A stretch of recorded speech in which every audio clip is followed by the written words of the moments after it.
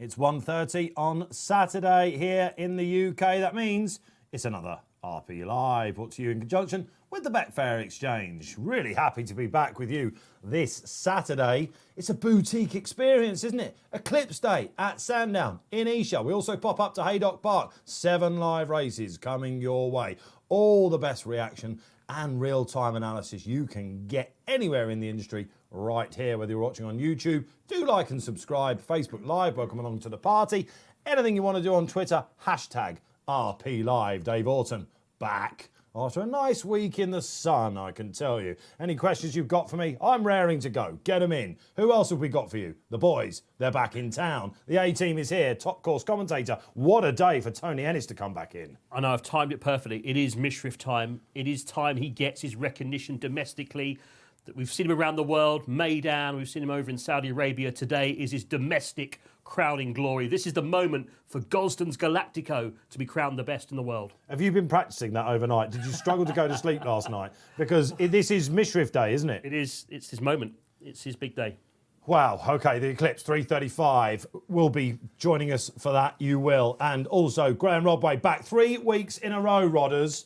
Yeah. You had the hoodoo, didn't you, which we rid of. It was always going to happen, man, at Royal Ascot. And since then, we can't get rid of you. No, had a nice winner last week, so feel confident. Feel a bit like Harry Kane, you know, got all that monkey off my back, and now we're ready to kick on. Yes, absolutely. Should we have a quick look at the Racing Post? The front page, Dave. It was a really good one, wasn't it? 3 Lions, of course. Just happens to be a big game for us Englishmen here at 8 p.m. And, of course, the 3 Lions. There are 4 runners in the Eclipse. There are 4 people on this panel as well. He had a week off last week as well. My old pal, Barry Orr, he's back.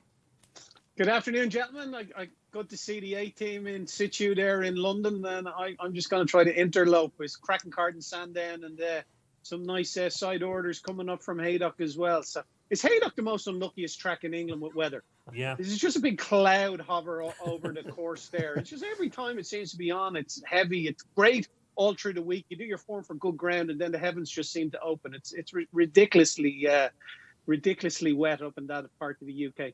Like Sandown, a Grade 1 track, isn't it, Barry? And whenever you see racing at Haydock, you get a little bit sort of buoyed in the 48-hour decks. It's all about quality today, but you're quite right. 13 millimetres of rain has fallen in the past 12 hours. Guess what? It's going to be pudding-like up at Haydock. Now, Barry, for anyone that's new to the show, you'll be playing in every race for charity. In the month of June, we've been giving old Charlie Post, our friend, a favour, haven't we, for racing welfare? Yeah, I think we won about 850 quid for racing welfare and for Charlie's cycle in the month of June. Obviously, we're into July now, so I'd ask some of the viewers to maybe pick a racing-related charity that we could donate any winnings to for the month of July. So just put out that call to action there. And like you say, Dave, I'm just here to show the functionality of the exchange. These are not tips per se. We're using the charity bets as a vehicle to show what you can do on the exchange and how it's different. The traditional bookmaking arm of the Betfair Sportsbook. It's how you can set your own odds. You can be a layer, you can be a backer, you can bet in running, all these different things that set the Betfair Exchange apart. Yeah, we'll be coming to Barry, of course. There'll be loads of anti-post quotes coming as ever. This is where the flat season starts to get quite exciting, isn't it? 3-year-olds, of course, now taking on the old horses, etc. We've seen the classic generation lay down their markers. The older horses are now going to say, let's see if you're good enough. We will find out at 3:35. Shall we get the graphics up then for the very first race? It is the Charge, isn't it? The 150, 5 furlongs at Sandown. Group 3 this, Barry. It's wide open. Where's the first charity trade going? Yeah, so it's wide open is right, Dave. It's 6.0 the field at the moment on the Betfair Exchange. Came from the dark, keep busy. Lazulay, Atlas Bay in there at 7.2. Arecibo 9.4, and it's 11.5 bar. Hard to see where the pace is coming from here. Atlas Bay made all to win a 3-year-old contest over course and distance last day. I laid him at 6-4. He's a horse going in the right direction, but he's into open company in a Group 3 today. It's a much different proposition for him. Lazulay, who won the Betfair Palace House Stakes in Newmarket, when just last at home ahead, it came from the dark that day. Came from the dark, traded at 2.12, which is just 11-10. I'm going to lay Came from the Dark in running here, Dave. Like I said, in Newmarket in that Betfair Palace House Stakes, he lost after trading at 11-10. The time before that in Musselburgh, he traded at 6-4. He got beat. Doncaster, he got beat when he traded at 4-1. I'm not going to be greedy, though. I'm going to look to lay him at around the 3-1 mark. So what we'll do, please, G-Rod, we'll put into lay him and we put in the lane at 3.0, which is 2-1, and we're looking to take 50 quid of the backer stake, so we'll have a liability of 100, and you've got to select keep bet there. If we didn't select keep bet, that bet would cancel as the race goes in play, but with the keep bet function, that means we can have a bet in running pre-race. So looking to get this horse, he's a horse that would benefit from a pace collapse. I don't think that's going to be the case today. I think this is going to be a steadily run affair, and I think he might just suffer off the back of that. And hopefully we might get him at a shorter price than he's currently trading now.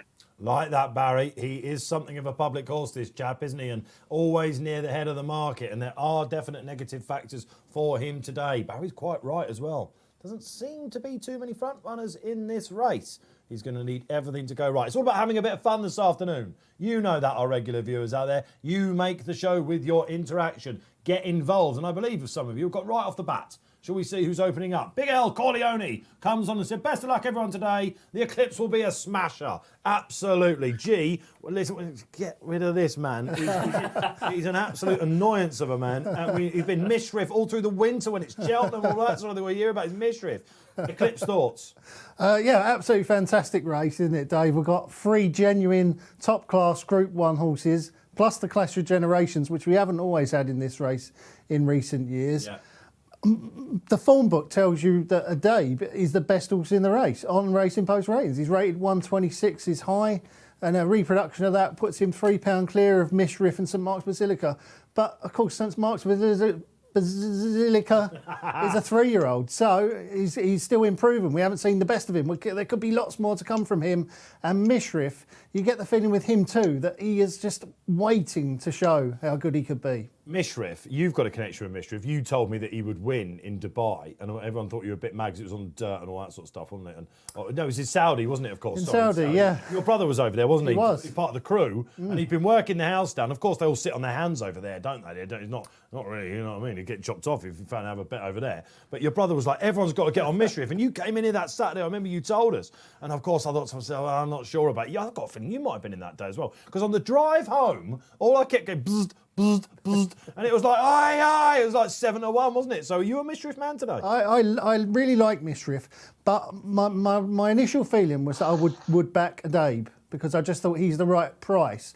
But I really think Mishriff has got that X factor. He could be something special. So I couldn't back Adabe. I've just got to watch it, Dave. It's a cracker. This is annoying because I am St Mark's Basilica all the way to get it out of the way, and I've got a feeling I've got Team Mishriff around me here. Big L Corleone, who are you going with in the biggie? Let us know. Darren Walker joins the show and says, keep busy, 7-1. Pythagoras, 10-1. Anti-post bets today. Pythagoras, put up by Paul Keeley and the Sizzlers. He was all over it, wasn't he? If you remember at Royal Ascot, back to a mile. Tom Segal, price-wise, also weighing in with that as well. Keep busy. I love Keep Busy in the opener. She's a real toughie. So good luck with that, Darren. Tom Barras comes back on. Enzo, where's Dave Probert today? Oh, yes. Haydock, but he's got How's the agent? I mean...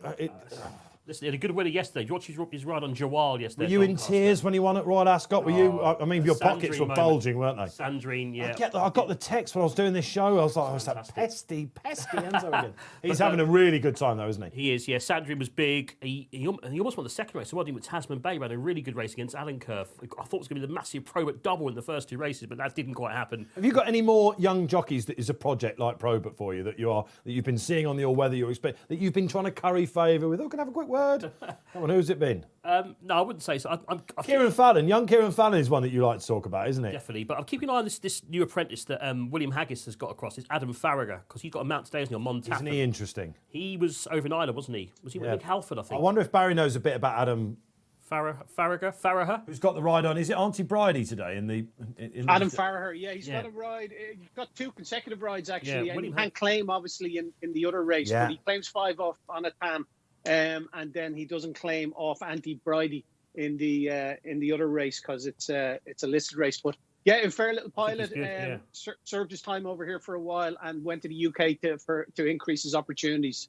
It's a very limited pool for apprentice jockeys over here. But there's some drama going on in Sandown already, lads. I don't know whether you've seen it, but there was a photo finishing the opening race at 1:15. and they initially gave it to Phoenix Star over Hurricane Ivor. Then they reversed the placings and showed the photo, and clearly Hurricane Ivor had won the race. Is it a dead heat now? And Phoenix Star was second, and now they've called it dead heat. This is So- unbelievable. No. I don't know what on earth is There's going on some there. carnage going on in Sandown already. Who's the judge there today? Oh, The scene don't. of some It's famous, not Guy, is it?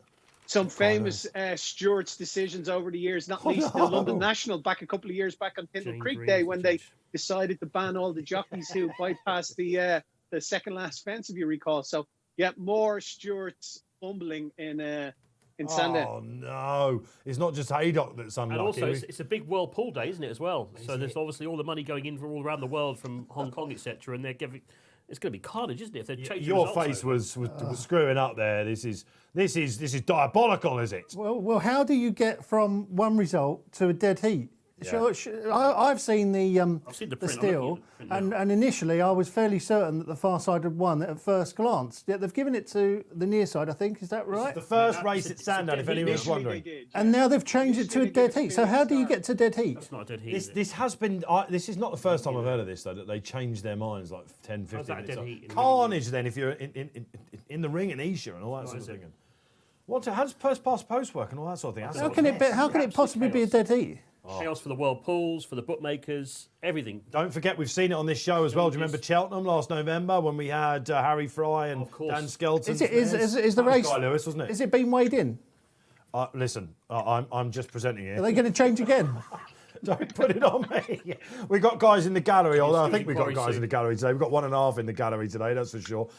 They will be all over it. Listen, keep your questions coming in. Great interaction. Let's get back to the first because we're 8 minutes away. Carnage already at Sandown on the race we didn't even cover. Were any of you out there on that dead heat? Phoenix Star was called the winner. Phoenix Star is a horse that's turned himself inside out. You know, he couldn't win on the all-weather when I backed him. So No, he was actually called the winner on track.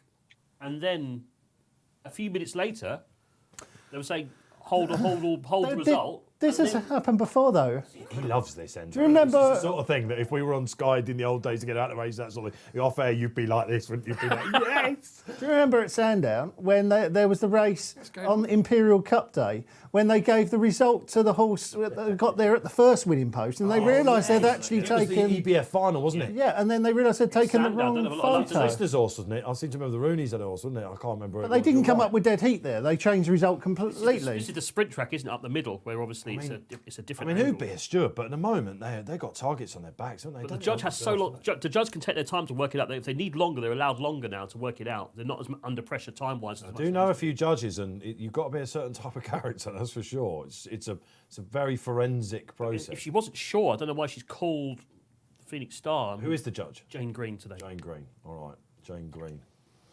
All right, a name that you might be reading about a little bit later on in your members section on your Racing Post. Who wins the first then? Let's get back to it. Let's see if we can have an outright winner here. Actually passing the post, that would help us. It is the charge. Barry taking on, came from the dark, in running. Stall 9 for him. What do we make of the draw, G, over 5 when it's a little bit wet at Esher?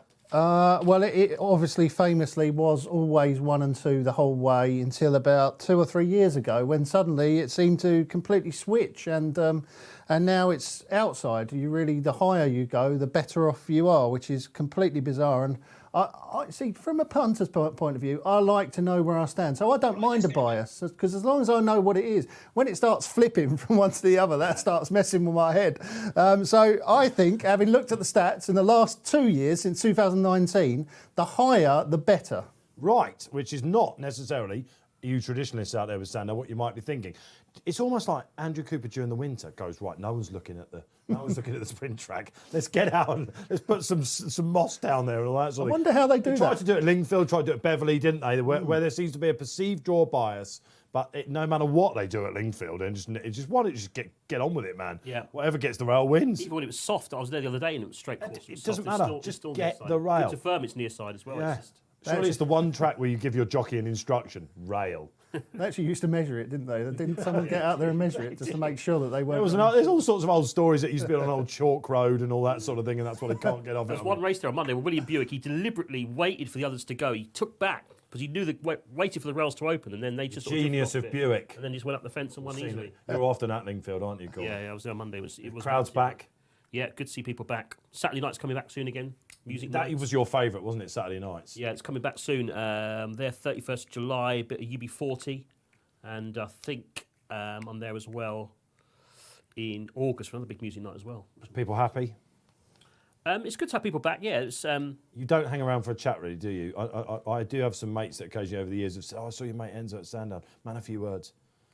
I was like, focused, concentration, or trying to get away from them more to the point. If you see Enzo at Lingfield, he's open for a chat. Okay, let's get some tips out of the way for the first. Mine, keep busy, as I mentioned. Really like her in this. I'm with Darren Walker on this. She's tough as old boots. I'll tell you what, that is. I think that's a very fair price that you can see there on your screen. She was only ran the other day, didn't she, enlisted company in a race that she sort of had to win. But if you go back to her 3-year-old form last year, look at her dam, look busy. It's perfectly named. This is a Mark Johnson type horse. Just keep running it. It'll keep grinding. It'll love the ground today. Ryan Moore back on. In stall 1G, so I'm going to need a little bit of luck, aren't I? Yeah, but there was the National Stakes there a couple of weeks ago when Brigadier Gerard night, and because everyone perceived that there was an outside bias, everything did move towards the outside, and then the front two just snuck up the rail, a bit like Enzo said there with William Buick doing it at Lingfield. That was exactly what happened, but it wasn't stall 1 that won, I think it was stall 2. Well, the waves parted and it was just a dream run. When I looked at the figures yesterday, it was only at juvenile races, but in juvenile races, stall 1 was 0 for 18 since 2019, which you would not have believed. That's remarkable, isn't You it? would never have believed that 5 or 6 years ago, because it would have been completely the opposite. And in terms of percentage rivals beaten, you wanted to be high. Where is he? 9? Sorry, you're 1-1. Oh, yeah, I'm sorry, in 1. So you're Came for the one, Dark yeah. is in. Came for the Dark's in 9. Yeah. Tom Marcon's already won the first race, isn't he, on Hurricane Ivor, and it's he's only got a half win, despite he's ridden the first winner. And he's got a dead heat. Who knew you'd have been doing inverted commas already?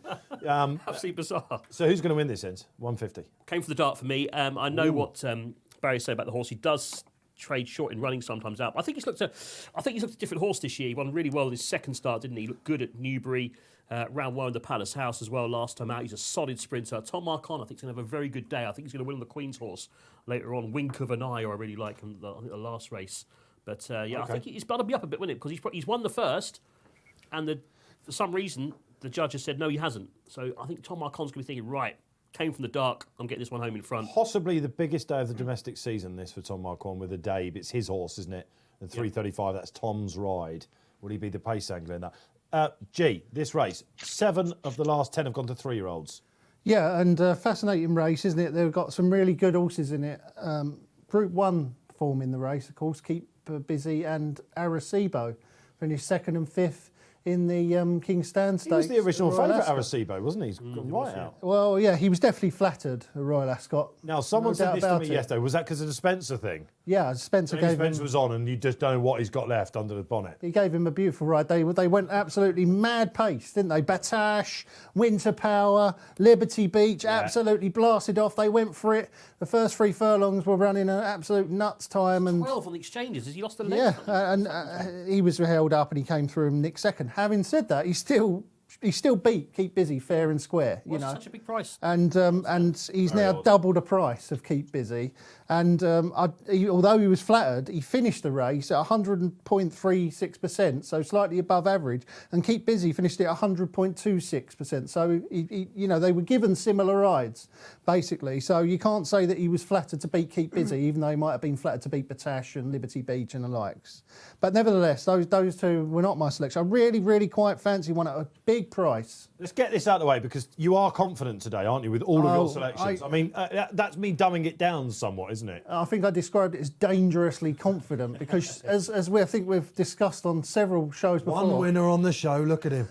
I can sometimes be at my best when I'm not very confident, but today I'm very confident. I'm really hopeful of a big run here from one at a big price, Happy Romance. Oh, glad you mentioned her. She's a massive price. I mean, I think that she's got a huge chance here. Now, she won at Chelmsford three starts ago, I think it was, in a very good time. And Proved she she was trained very on. impressive, proving she trained on, of course. And then she ran at, I think it was Newbury next time. And she was... Yes, they tried to stretch her out, didn't they? Yeah. You can completely ignore that. And then last time out, she ran on testing ground. I think it was it Ascot? It was Barn Campanelle. Yeah, of course, yeah. I mean, she didn't like the ground. They had very little chance anyway in that sort of race. This is a much, much weaker race. She's drawn out wide, which we've said she already wants. Bit of cut will be fine for her. And they're dropping her back to 5 furlongs, a very stiff 5 furlongs at Sandown. And I think that she's going to make the run in here. And Barry's already said that he doesn't see a lot of pace in this race. And given the way that Happy Romance stays so well over the distance, I think they'll be keen to have her right prominent. I could see her making all Happy Romance. I think she's a huge price, double figures each way. I've got some other punters that I know as I was coming into the office today phoned me up and said, I think this is the day. And they reasoned with me, these Richard Hannon fans. Richard Hannon can get these 3-year-old fillies, like Billiston Brook, for example, win early, lose their way a little bit. He's got a knack of bringing them back, hasn't he? Yeah. Yeah, listen, she is one of 2 3-year-olds in the race. 3-year-olds have won 7 of the last 10. Atalis Bay's the other one that Barry previously mentioned. Maybe the ground might have gone slightly against him. Lazarli's another horse we must mention, guys, conceding a penalty, but loves the place, doesn't he? Yeah, like Sandown, stiff uphill finish suits him up the middle of the track. He wins his share. A lot of money from him as well, I've noticed. He was favourite last time I checked the exchange. So It is quite a specialist test, isn't it, this Sandown middle, track, isn't it? So really strange track. hard luck stories, don't you, as well? You get horses If you're off the rails. bridle 2 out, you may as well set her up. Horses either take to it or they don't. You're either really good at this test or not, and Lazuli is one that is really good. And Atalis Bay did look like he could be really good at it when he won the Scurry last time. He's a lovely little sprinter, Atalis Bay. And he's second behind Winter Power, didn't he, York? Sort of genuinely. It's not me taking Not many the tracks mickey out. have this anymore, do they? A separate sprint track up the middle. No, Kempton, of Used course. to have it, didn't they? Yeah. Where else used to Very have rare, separate rarity sprint these tracks? days. Longchamp still do, of course. Don't start to me about that. I could find that now, I think, if I walked out. I was there. I couldn't find him. Batasha had won by the time I was there. For a period of time, the Scurry, which is run over the course and distance last month, I think has been a good guide to this race. It's not great viewing though, is it, when you're there, G? When you're there at Sandown, you don't get the same feel, do you? Because you're so far away from it. I tend to watch the races up the middle just on the TV screen. It's been a long time since I went to a flat meeting at Sandown. I used to find myself at Johnston. It's the early days ago, Brigadier Generals, all that sort of stuff. OK, all right, we're cooking with gas here. We're ramping up on RP Live. Great to have you back watching us. YouTube, like and subscribe. Facebook Live, get your comments in. Barry Orr, then. Let's bring you back in, Barry. We've talked about some that we think are weird in the market. I mean, Arecibo, we think is a massive prize. Who's been the real popular one? Who are they queuing up for? Yeah, he's at the 9-8 Arecibo, but the 2 at the head of the market are the ones that everyone wants to be with. Keep Busy and Lazuli, and obviously they have form from the Scurry last year. Beat a Keep Busy 3.5 lengths, given the £2. But the concern was Lazuli that the ground could be gone for him, but that's not the way the punters are viewing the market. Into favouritism now, 5.1, 5.2 Keep Busy, 6.8 Came to the Dark, 7.2 Atlas Bay, steady at that. 9-6 Arecibo, and it's 16-1 bar down at the top of the market. But momentum just with Lazuli. If he goes on the ground, he could take a bit of beating, and he'd be prominent throughout as well. Thanks, Barry. Perfectly timed because they're in. Good luck in the 150. Over to Enzo. We're set then. Here we go for the Coral Charge. Group 3, up the middle, 5 furlongs. Only a pace around. Will it be low? Will it be a high draw? Got to break here, guys, haven't you? You've got to break. It's a long hold, isn't it? Happy Romance looking to show speed out wide. The filly. Keep Busy, the other filly in stall 1. Lazaro's a bit wound up.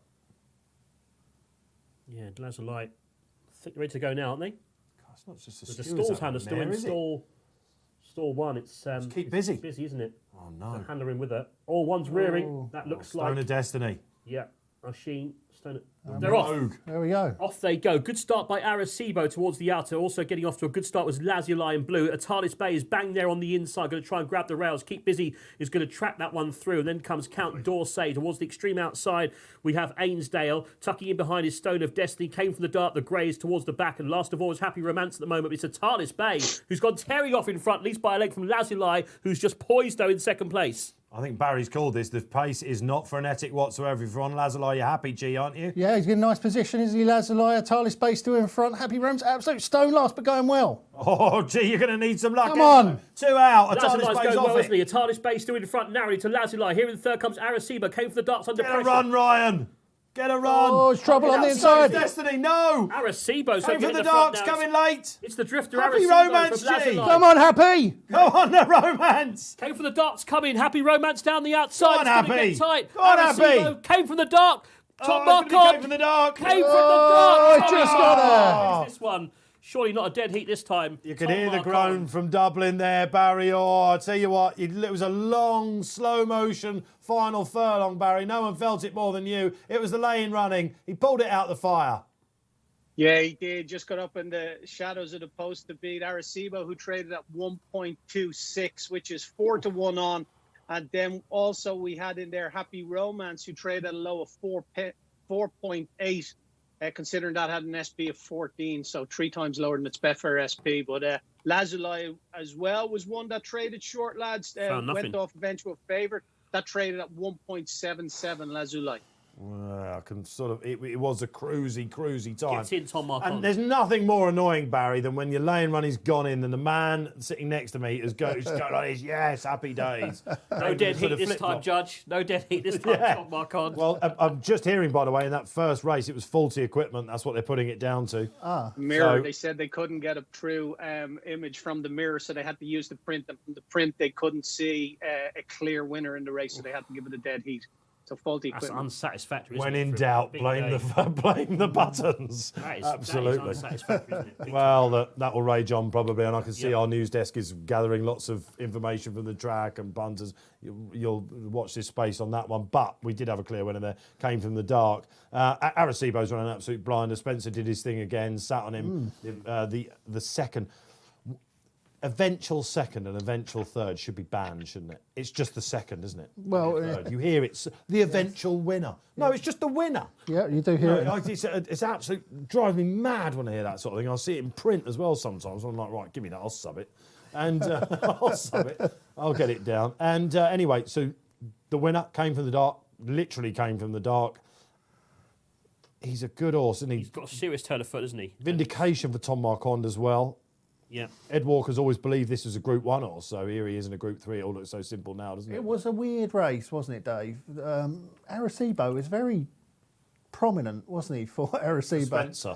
I was expecting to see him held up in the rear. It's like, what do I do now? And then he almost broke too well. He got out, and then he was a bit free, and then you smelt the money as well there, G, didn't you? Oh, for a second, I did think that Happy Romance. She ran really well. Yeah, she ran up. Is that surprised? Very well. Yeah, very surprised they held her up. I suspect that maybe she just wasn't quick enough to get to the lead. She didn't break very well, and she ended up sort of 8th, 9th early. And I think they've just had to take their medicine and ride her like that. And she's run into a place. I'm happy enough. Did back her each way. So yeah, it was a good result in the end. But obviously, I would have preferred it had Happy Romance won. The winner came from the dark. Was that very close in the race at Newmarket? And we hadn't seen behind him since Lazuli. Yeah. Is that the Abernathy? This horse is improving, isn't it? Alice House, of course. I always get those two mixed up. And I was slightly worried about his gap from there. I wondered maybe he had a slight hold up and stuff. But look, bigger and better targets that came from the dark. Were you with Enzo? Were you with Barry? Let us know. It's a game of opinions. First race down at Sandown. Well, you can see, I think you can, with that form, we'll get turned on its head on fast ground, I think. Atalis Bay didn't like it. Lazuli's got sunk a little bit. Keep busy on the inside. Bit disappointing. Perhaps that did come a bit too quick for her. But the leaders went a little bit faster and they steadied it and they haven't got home. I'm sure it's improving, that winner. Go on, Barry, yeah. Updates, Dave. The King George in Goodwood, the winners 5 from 12. Half the price for the Nunthorpe, 5 from 10, and 16 from 33 for the July Cup. Interesting. The Batage race, of course, at Goodwood, isn't it? The King George is going for a remarkable fourth win. Glass Slipper's going to take him on, I think, isn't she, in that race, the Breeders' Cup? I just hope she makes it back for Team Ryan. Yeah, we love her, don't we, old Slippers? Very good. Yeah, OK, that's Sandown off and running. We are on IP Live. Get your comments in for us. Let's have you out there. What are you doing today on this pretty soggy Saturday? Most places, isn't it? The rain hasn't arrived yet in Esher, of course, but it has at Haydock. Should we go up to Haydock Park? I said this was Liverpool area last time I was on the show, and I got a few pelters. It's of course St Helens, but does it count as Merseyside? I think it does, doesn't it? That's right. So anyway, I've got loads of pelters. I shall say Haydock that is in St Helens, and we've got a really interesting card up there, Barry, with this mile 6 handicap coming, haven't we? And some very, very progressive horses. You wouldn't be surprised if a few of them were plying their trade in group company a little bit later on. Who do you like? Yeah, this is an interesting race. Obviously, it's just for the 3-year-olds, and there's some horses in here that could take a big leap forward as well. I thought it was a very, very tricky race, and off the back of one sneaking in at the foot of the handicap of 73, I think Sir Mark Prescott will be absolutely cock-a-hoop going to bed looking at this horse getting in. At the bottom of the handicap, carrying 8 stone off a rating of 73 in a 100 grand race, he'd be absolutely delighted with himself. Handicapped over 7 furlongs as a 2-year-old. Obviously, he stepped up in trip on his first run this year, and he went off 4-5 favourite. Now, he's a little bit disappointing that day, but it was his first run after 245-day break at Brighton. He won in Donny off 63 and followed up then in Bath off 69. He's rated 73 now. Now, he's getting, as a 3-year-old, he was getting all sorts of weight off the Holder horses that time as well. So his form isn't up to much, but it just looks like one of those horses that will continue to improve. And there's nothing in his pedigree to suggest that a bit of giving the ground won't suit him either. He's by Camelot out of a Singspiel mare. So I'm going to back this win in place, please, G-Rod. Currently 17.5. The market's probably suggesting that it's not going to go on the ground, but we're just going to have 25 quid in the win market. Happy to be a price taker here as well at 17.5. And then we're going to look at the 4-place market, which is an additional place here because it should be only 3. But in the 4-place market, the horse is currently trading at around 5-2. We'll have 25 quid on at that as well. 3.45, just a little under 5-2. So win and place market summer night for Sir Mark Prescott.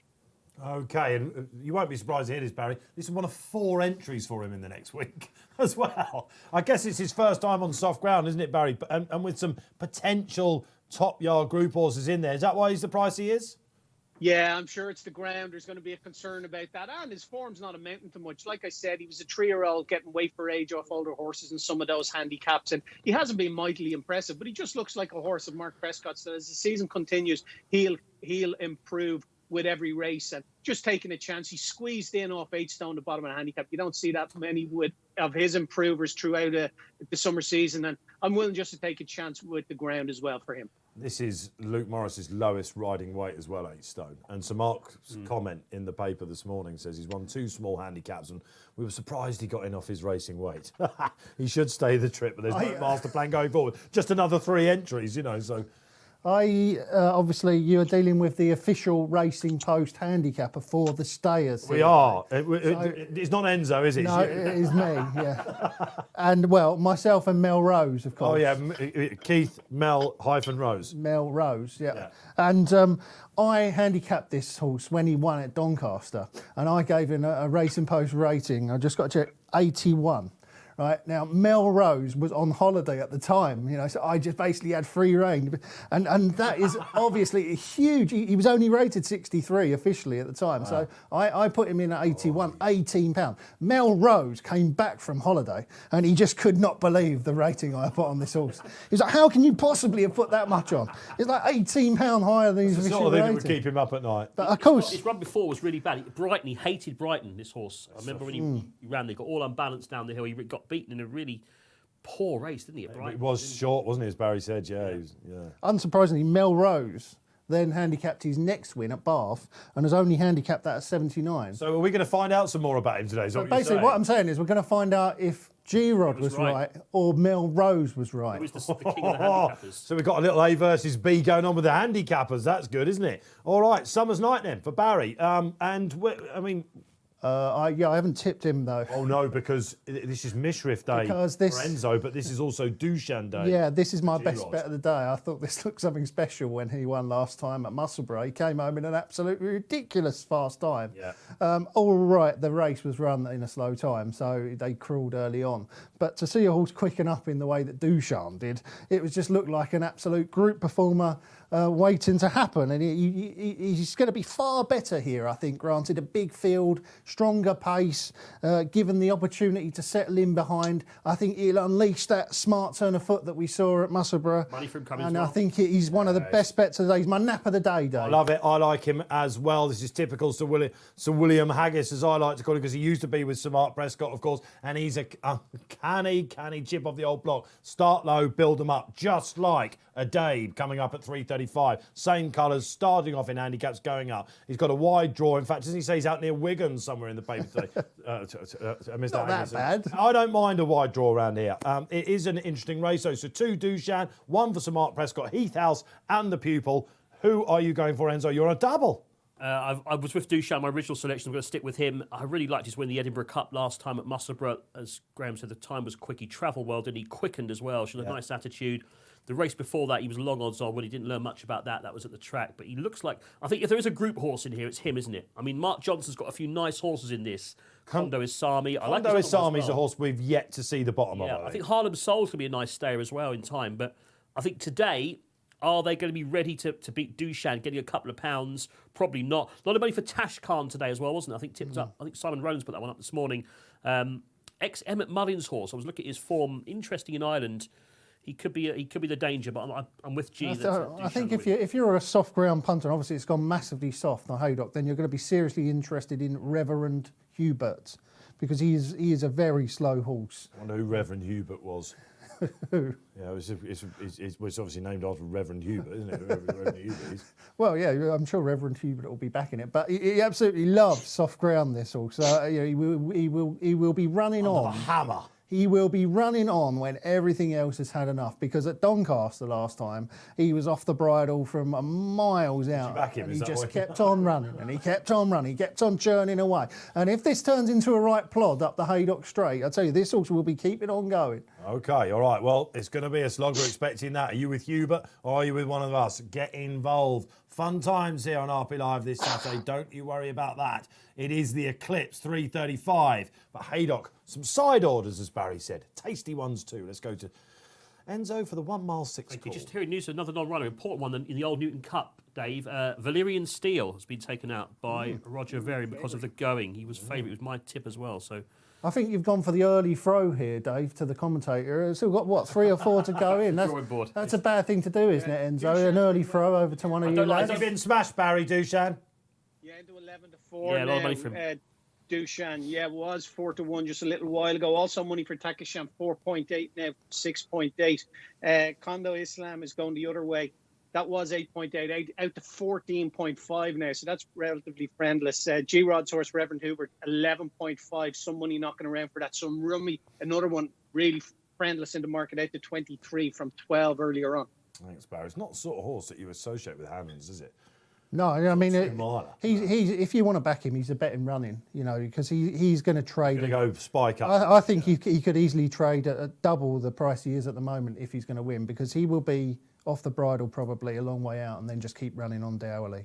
Okay, so some decent horses have won this. Haggis, we on this show last year, you remember, won it with Favourite Moon, very progressive horse, went and won in Australia. So Ron Priestley the time before that, Chester Cup winner, Making Miracles in 2018, and Zenon for the Gosdens in 2017. You need a little bit of class to win this nice handicap over a mile 6. I love these mile 6 3-year-old handicaps, don't you? Well, I absolutely love them. how many- Pedigrees first off, you can chalk off the non-stayers. I mean, trainers have got a lot more savvy in the last 10 years on that front.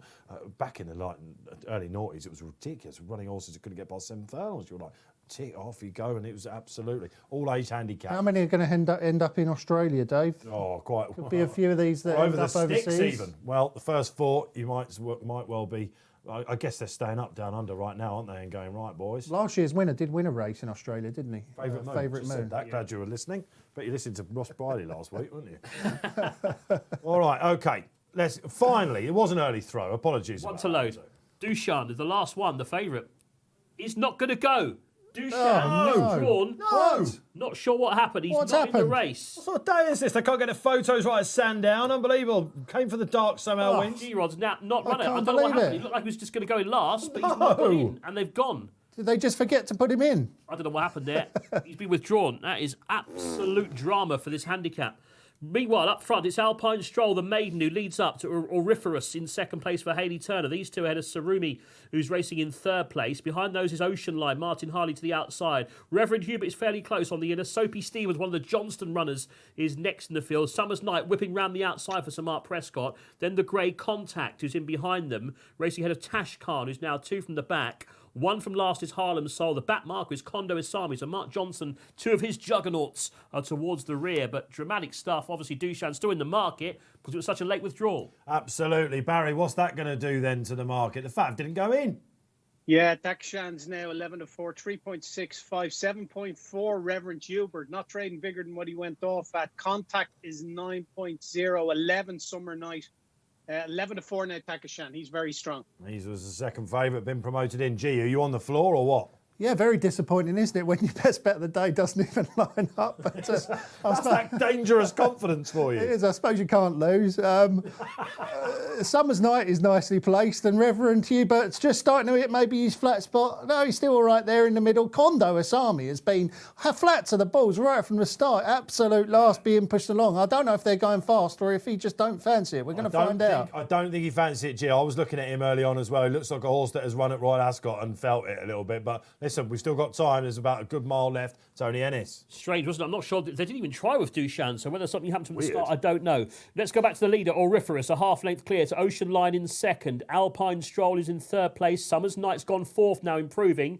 Behind those, Sarumi on the inside of Soapy Stevens, and then comes Reverend Hubert ahead of Contact. Further back to find Kondo Asami. Tash Khan towards the back, and last now is Harlem Soul under Sylvester de Souza, but they are turning towards home. Coming up the middle. For home. Where are they going to go? Middle? Yeah. right Oh, the Prescott piece is absolutely cruising here, come on, Dave. Barry's getting excited now. Come Summer's on. Night, hard on the still. Come on, the sniper. Why don't he says this is unbelievable? Hard on the still. Yeah, he's going well, isn't he? Oh, come on. He's got no weight on his back either. Come on. Khan's making ground towards the stand side. Meanwhile, he could be the danger, couldn't he? Tash Khan, he's running on well. Here comes the Reverend. Reverend Hubert will stay on. In behind them, under pressure is Contact. Auriferous is still in there pitching as well. Oh, it's going to be a war. Come on, Summer's Night. All Come over on the for track. Barry. Go, This is Summers. it. Go on, Lukey. Go on, boy. under This is pressure. it. Go on, Luke. Luke Morris winding up. Oh, what's Summer's this Night up the in near front. side? What's coming up the near on. side? Reverend Hubert's running on towards the far, still staying on quite well. Go on, Luke. Summer's When Night Barry in goes front. high pitch, Oh, he it's likes looking it. like Oh, he thinks he's Tascan. going to get caught. What's going to get him? Tash Khan is coming at him. Walking. Tash Khan has done gone. it. Tash Oh. Khan wins. To Summer's Great Night, shout. Auriferous very game, and old Reverend Hubert plugged on for fourth. Oh, Barry, let's give you a moment to calm yourself down, man. What a shout that was. Summer's Night, it would have been perfect. He'd have been out there with the Desperados. I've got a feeling it might now just be a cup of tea, Barry. Unfortunately, yeah. Trade at a low of 1.59, so 8 to 13. 1.59 for 76 quid, 1.6 for 100, 206 at 1.61. Yeah, so it was well supported in the run. Takashan trade at a high of 14, would you believe? Went off at a Betfair SP of 4.7, so clear favourite. Even clear favourite with Duchamp out. Takashan went off, but yeah, he had that near side running rail to run against as well, and just a little bit of inexperience on the runner up. But I think he's beaten by a better horse in the day, and he's ran well. You'd have to say that the Summer's Night. He's a Betfair SP at 19.5, would you believe? And I'm sure he might take up one of those engagements during the week. Good shout, Barry. The in-running lay went in, didn't it? The 150. And Well, so, we win the place as well. Absolutely. We win the place. We win 70 quid in the place market. I tell you what, Barry, you're right about the inexperience. It just showed the start there because we're watching Duchamp. We'll get a word from the guys about what they think about Duchamp and why he didn't go in the favourite. Summer's Night missed the break, didn't he? He was rowing away, Yeah. Luke. But to see him on the bridle 2 furlongs out, he's definitely... You couldn't say he's got there too soon because nothing's been able to lead him to that point, G. But they were walking, and I wonder how much Harry Russell has had an absolute peach coming down this near side. Yeah, we might find out that is the place to be come the end of the day, coming right up the Often stand is on side. soft ground there, isn't it? Can be, might have See it in been the on sprint better races and stuff, yeah. Yeah, might have been on slightly better ground. I think that second is going to be a very good horse on better ground because the way he went through that race, travelled beautifully, didn't he? And What's it just that big turned into a war. Handicap at Goodwood, like one of the opening Yeah, races on the first day. Summer's Night. Yeah, Summer's Night, remember the name? Timoshenko won that for Prescott, I think, a few years ago. He Could have lost a the big front day, Sir shoe, Mark. we're hearing, apparently, Barry. Duchamp, that seems a bit weak, They've doesn't not it? replaced it. Could they not have run without it? The same horses can run without it, but some way, well, there must be one that won't. Flat run. racing and jump racing are different with shoes, aren't they? You speak to the flat fraternity and they're like, oh yeah, we lost a Disappointing, shoe, isn't you know, and then you speak to the jumpers, they're like, yeah, we lost a shoe. You know, there are two. It's seemingly when you are on soft ground and you're going at speed, it can cause a length or two. We had this discussion last week with Natalie Green, who was here, and she was absolutely adamant that losing two front shoes would be a massive negative. And the horse that had lost 2 front shoes did win that race. So maybe it is a big thing. We'll find out. Again, I guess every horse is the horsemen different, out there, let us know. But we think that on the flat. But then again, it looked quite a soft one, that. So we'll see what William Haggis It was a thinks war about up the it. straight, though, wasn't it? The ground must be. It was a war up the straight. And soft. It was a real Tash battle. Khan, ex-Emmett Mullins, as you said, lightly raced. I tell you what, he must have had an interesting journey, Tash Khan, mustn't he? He's gone from possibly the greatest plotter in Ireland to Brian Ellison's. Imagine what the boot room, he must be like, what plan have they got for me? You know what I mean? But he did deliver there. His side's the place to be as well, isn't it? I think you'll see them coming over stand side. Do you remember he gave Kondo Asami a fright, didn't he, at the Dante meeting, wasn't it? When they literally went past the post together. Kondo Asami very disappointing there. And then he then came out and won, didn't he, Tashkan? He seems to be a horse that the Ellison camp knows got quite. I would give up on Kondo. I think better ground, Kondo Asami, maybe at Goodwood where the ground might dry out. Hopefully get some better weather. It might be different. Same for the other Johnson horses. I think Harlem Soul as well. He got lost in the mud a bit as well. Yeah. I think better ground for him. You get a Johnson horse at Glorious Goodwood, which isn't too far away. Every day we bring you here on RP Live with a 0 next to its name. Always gives you a bit more confidence, doesn't it? It's always the second and third strings that seem to win, G. Looking forward to it this year? Glorious Goodwood. Yes. Can't wait. One of my favourite meetings of the whole year. It's a beautiful track, Amen. isn't it? And hopefully the ground stays quick. And when the ground stays quick, it's a great test for a horse, isn't it? I've got the two biggest clashes of the season almost coming up on me. Stradivarius, the rematch against Subjectivist in the Goodwood Cup. That's going to be big. And also the big mile race. We've got Poetic Sussex. Flair against Palace Pier, which is the big Who wins? head-to-head. Ground dependent or? I think Jim Bolger's horse wins. Just say it's good ground. Obviously, you have to do that, don't you? Yeah, I'd go with Poetic. You're with Poetic Flair. You think that Controversial. Controversial. And I think Subjectivist will confirm the Gold Cup form over Stradivarius. Long live the new king. I think that Subjectivist will win as well. Yeah. I think that Palace Pier will see off We agree on 1 out of 2. Poetic. Isn't it exciting? This is where the flat season ignites and it starts to get really interesting from here. Eclipse, 3:35. Get your Eclipse tips in. There's 4 runners. El Drama probably playing for 4th, isn't he? Who are you with? Mishrif? With Enzo? Or are you with, of course... can we say you're Mishrif now as well? Where are you? I'm in the middle of You have to have Mishrif one or and the a other. Dave. So I would suggest a lay of your horse, St Mark's Basilica. I think that it's between a Dave and Mishrif. I would be very strong on a Dave if Mishrif wasn't in the race. I just think Mishrif has got the X factor. He There are could be something genuinely special. few bigger fans of a Dave out there than me. Not just because of the Australian So thing. why don't you I backed like in the him? Lincoln. Why don't you like him? Small field, I think it will be against him on his return. Okay. Can he not dictate this? I think he'll probably lead, unless El Drama wants to go on. I think he definitely leads. If you watch him down under against a Very Elegant, his big rival down there, what is it, 3-2 to him at the moment, I think, isn't it? Or 3-1 maybe. Tom, he has to get at him. Sandown, perfect track. And when we spoke to William Haggis earlier in the season in this studio, we said to him, what is the comeback for your greater Dave? It was a brilliant story, wasn't it? You know, again. 2020, there was no racing here, was there? And yet a Dave carried British Oaks down there. And, it's so disappointing. You say that to people, I didn't really see it, you know. It's like, what are you doing? They couldn't believe what they were seeing down under. This great horse that had come down. Do you think Andrea Atzeni on El Drama will try and come down the stand side rails and do a not now Cato Ryan Moore? Do you remember with that race when? Do you reckon Strange things are happening at Sandown today. because I just think if he's not going to win, is he? If it's a conventional race, he's the 4th worst. He's the worst horse in the race in the El Drama. Yeah. Figures. Does he have to think outside the box and say, right, I'm going to do something different. He's an out-the-box thinker. I'm going to go right down the stand side and see what happens. They do come I think stand this side. race will probably tell us a bit, won't it, Enzo? Where they travel here. Quite Kick right. in. Quite right, and bringing it back, Barry. So, listen, let us know what the Eclipse play is. You're on forecast, what do you got? How are you playing the Eclipse? Let us know, 3:35. Get your social comments in. We'll give you a shout. But it is the 2:25. We've got to go back to Sandown. It's the challenge coming up. It's a mile handicap. Always a tricky puzzle to solve, Barry Orr. Do you think they'll come stand side in this then? Do I think they'll come stand side? No, I think they'll stay up the far side here. The traditional route in Sandown. A tricky puzzle. I thought you were going to do something with angles there with Pythagoras, who's our clear favourite here at 5.7. 6.6 acquitted. Monatham, 6.8. 7.2 Magical Morning. Some money for that. And Plant a Dream in there at 19.5. I like the favourite, Pythagoras. I raced in the Golden Gate at Royal Ascot over a mile 2. Broke well, was prominent throughout. Gave a really good running. Dropping back to a mile here, which I like. I like the angle as well that he's a 3-year-old and he's getting weight per age. So he's getting 9 pounds off the older horses. I back a lot of horses in handicaps, 3-year-olds, obviously if they have decent enough form and getting the weight for age. And he fits this bill for me. He's in off 8 stone 5 for Paddy Mathers. He's currently trading at 5.4 I think we're going to be a price maker here, though, please, G-Rod, because I think there's money around for other horses as well. So I think 5.4 is probably the basement price. But I'd like to back him at 5.6. So if you put in select odds at 5.6, and we're going to have 50 quid win on him at 5.6, and we want someone to come in, that'll go into the late column, and we want the customer of Betfair Exchange to come in and accept that bet.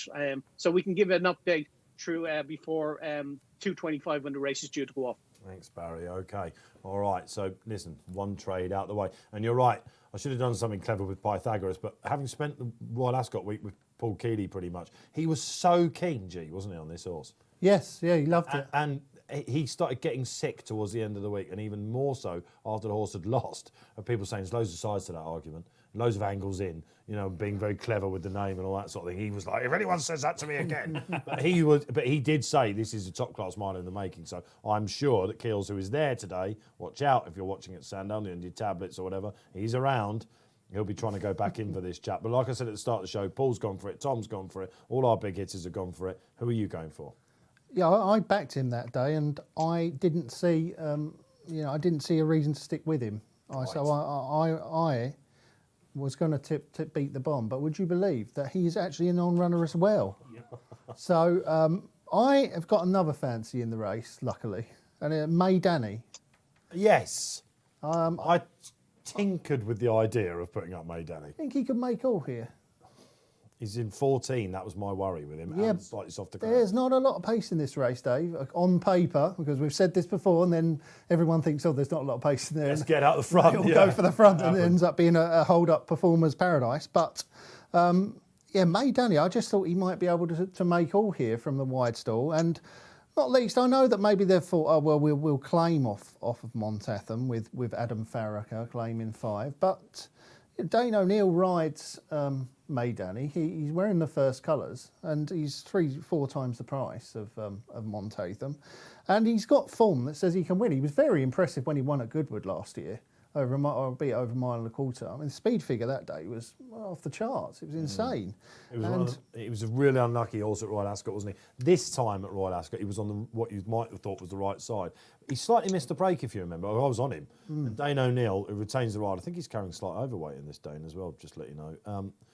He rushed him up. He sort of went for him. And he can't really do that at Royal Ascot races like that. And he was cooked too far. In those big handicaps at Royal Ascot, absolutely everything has to go right for you to win, because there are just so many horses. Exactly. You can forget that run. And the previous run was very, very solid run at Newmarket. Yeah. When I backed him again. Screamed big handicap at Royal Ascot or beyond, yeah. I don't understand why he's such a big price. And in fact, this is no word of a lie, I almost emailed over and said, right, change Beat the Bomb to May Danny. But when you change your mind, you always get it wrong, don't you? So I left it as it was. But maybe fate has had a say here, and Beat the Bon is now out. So I'm going to put the money that I had on Beat the Bon on May Danny. So everything you're tipping at the moment is a non-runner. Let's hope England turn up later, do you know what I mean? Because I know you're all over them as well. All right, let's get started here, Barry. No pressure on Barry or that one, is there? OK, JBM comes in. Have a few darts in the 225, but May Danny each way is my main one. Yes, JBM. All right, maybe I should be a bit more, unforgiving with this, or forgiving, sorry. I don't know, I just can't see it, though. All right, who else comes on? Let's have a look. Who have we got? Kinky Deck comes on and says, who is Adam Farrakher? Yeah, he was just interviewed, wasn't he? At Sandown. Well, as Barry alluded to at the start of the show, cut his teeth over in Ireland. He's joined Mr. Haggis's yard, and he's claiming 5 in Ennis. He rides later in the listed Distaff race and doesn't claim. So it's a bit of a. It's a big move, though, to get a job at William Haggis, isn't it? But he's lost a ride in the next, just hearing that Ready to Venture doesn't run the 3 o'clock.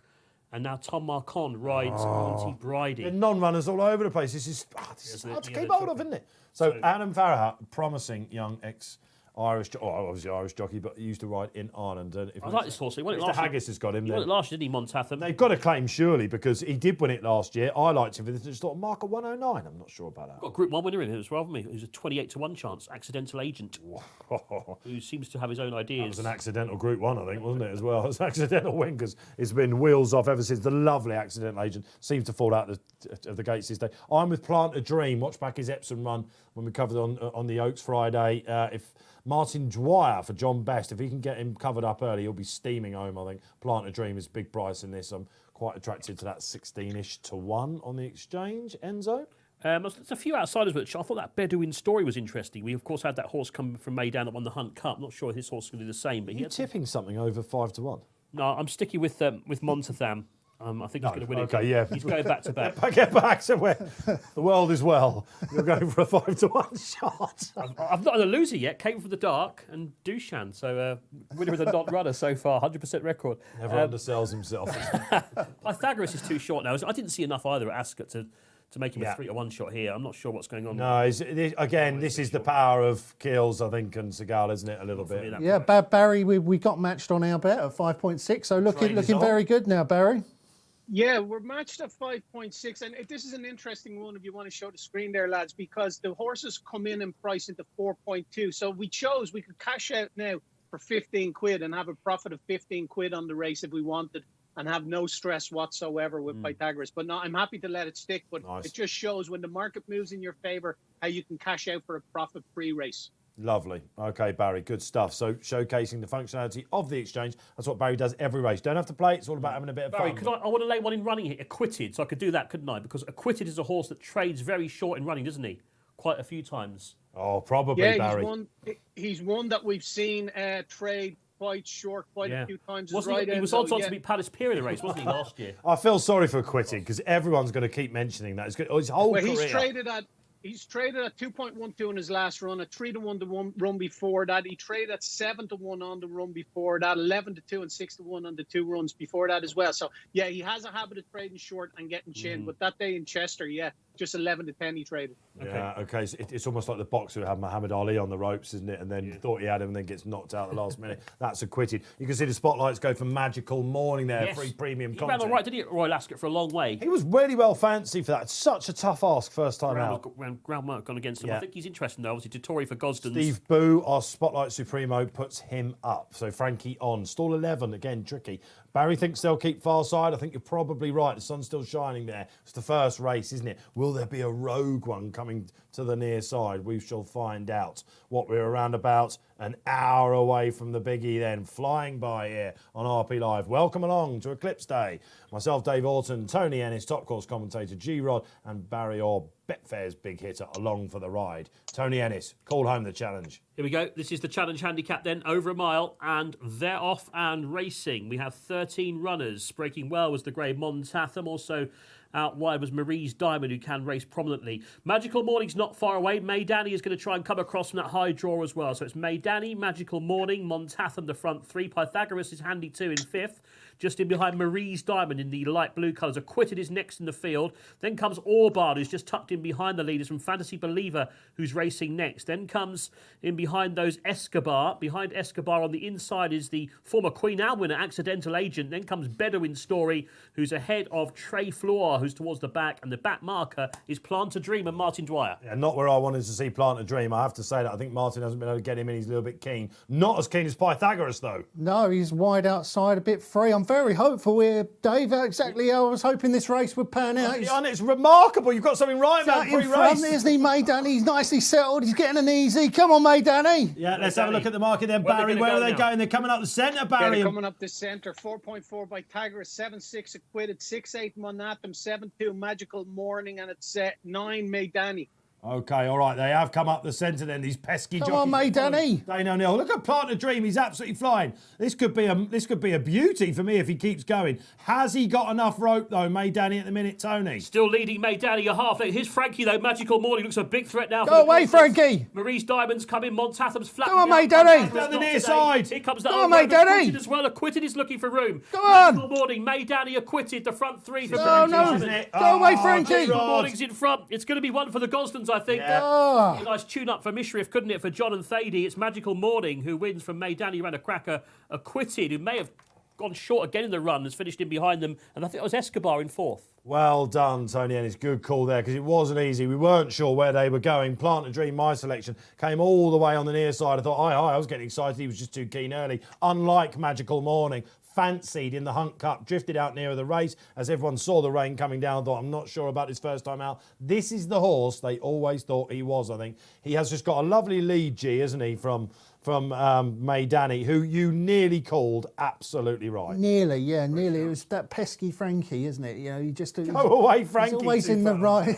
He's always in the right place, isn't he? You know, it's great when you're with him, isn't it? But when he's right on your tail, you always feel like he's just going to come and do you. We called Pythagoras, didn't we? Far too short. Ran too free. Yeah. No cover. Why was he 3-1? We need to jump off that project now, I think, Dom. It came a bit quick and he was a bit too free. Let's go to Barry then. How low did Maydani go, Barry? I'll be keen to... Maydani Yeah, Maydani hit a low of 2.34, which is 11 to 8. Acquitted hit a low of even money, so you got Mac without a shadow of a doubt. You got that lay. Acquitted. Did you? Yeah. Oh, you did? I thought you were putting into lay. Planted Dream hit a low of 5.4 versus a Betfair SP of 18, would you believe? Hatham hit a low of 4.7 versus a Betfair SP of 7.4, so nearly half is Betfair SP. But yeah, an interesting in-running race there, and one for Frankie and the Gossons ahead of Mishra.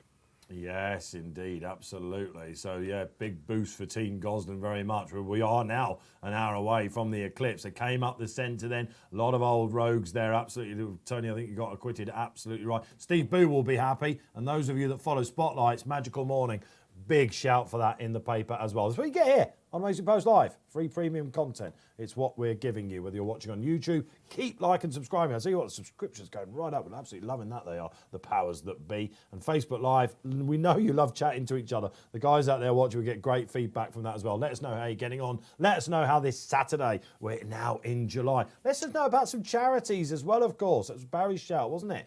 Get them in. Anything to do with racing, we shall hear it and put it out there. I'll tell you what, this is. I think if we carry on, the first half of the year has gone so well for the charities, you know. This will be the 2021 legacy with RP Live. I think Barry's done so well with it so far. They're absolutely delighted. It's gone really, really well. I know Posty is absolutely thrilled with what we managed to get him. If you can still log on to Racing Welfare, by the way. Posty will back in the studio shortly. Charlie Post. It's the great racing Northern Cycle, isn't it? Sean Boyce is doing it, and your pal from Sky, and there's a few characters doing it. Do the Racing Welfare, same thing again. He loves his cycling, Boyce. He does. He cycles to Madman. work every day and back. He loves it. He actually gave it up. Last time I saw him, he said, I haven't been doing it for a little while, but I was with him when he was doing it, and yeah, he's a tiger on the bit dangerous, isn't it? He goes like near the motorways and all that sort of stuff. I'm like, what are we doing, Boise? I tell you, see some of the country lanes near where I live. I don't fancy being on a cycle down one of those. Because you never know which side to be on, do you? Like, because coming around the corners and that. Yeah, no, another excuse. Well done to the lads. Well done to the lads all the time. Well done to the lads. That's it. Posty, he loves it. You can tell he's the ex-jockey in him. He gets the bit between his teeth, you know. Madman. But let us know your charities out there. Okay, so Magical Morning beats Maydani and Acquitted. Once again, it's the crossbar. Might as well just call Quit It. He just came there cruising again, and then the head goes up when the pressure's applied, same sort of run. But look, he's a sort of horse, he's going to keep getting a lot of prize money, isn't he? But I don't think one is going to fall his way, is it? Because he's just not going to win. I don't think so either. That. How's he going to win a race? Because he's just handicapped about right, isn't he? He's got what's no going to happen? secrets. What's got to happen for him to win? I don't. Go jumping. Make the running, I don't know. Go jumping, couldn't he? Acquitted. Yeah, around Stratford 2 or miles. something. Exactly. Quite, Horses in training. You go out there. You can afford it now. He's all right on the all-weather, isn't he? You know, so I reckon he might pick up a race on the all-weather maybe, or two. When they put the polytrack in at Southall. Oh, don't start. It's happening soon, and don't get me off. Oh, we've got one more fibre sound meeting, haven't we? Tragedy is about to strike at Southwell. All right, okay. Shall we go back up to Haydock? 240. It is Group 2 action. It's the Lancashire Oaks. I found this a really, really tricky puzzle because I didn't really want to be with the favourite, Barry, Alpinista. You had a near miss with a big price Prescott runner. Are you going for the shorter one?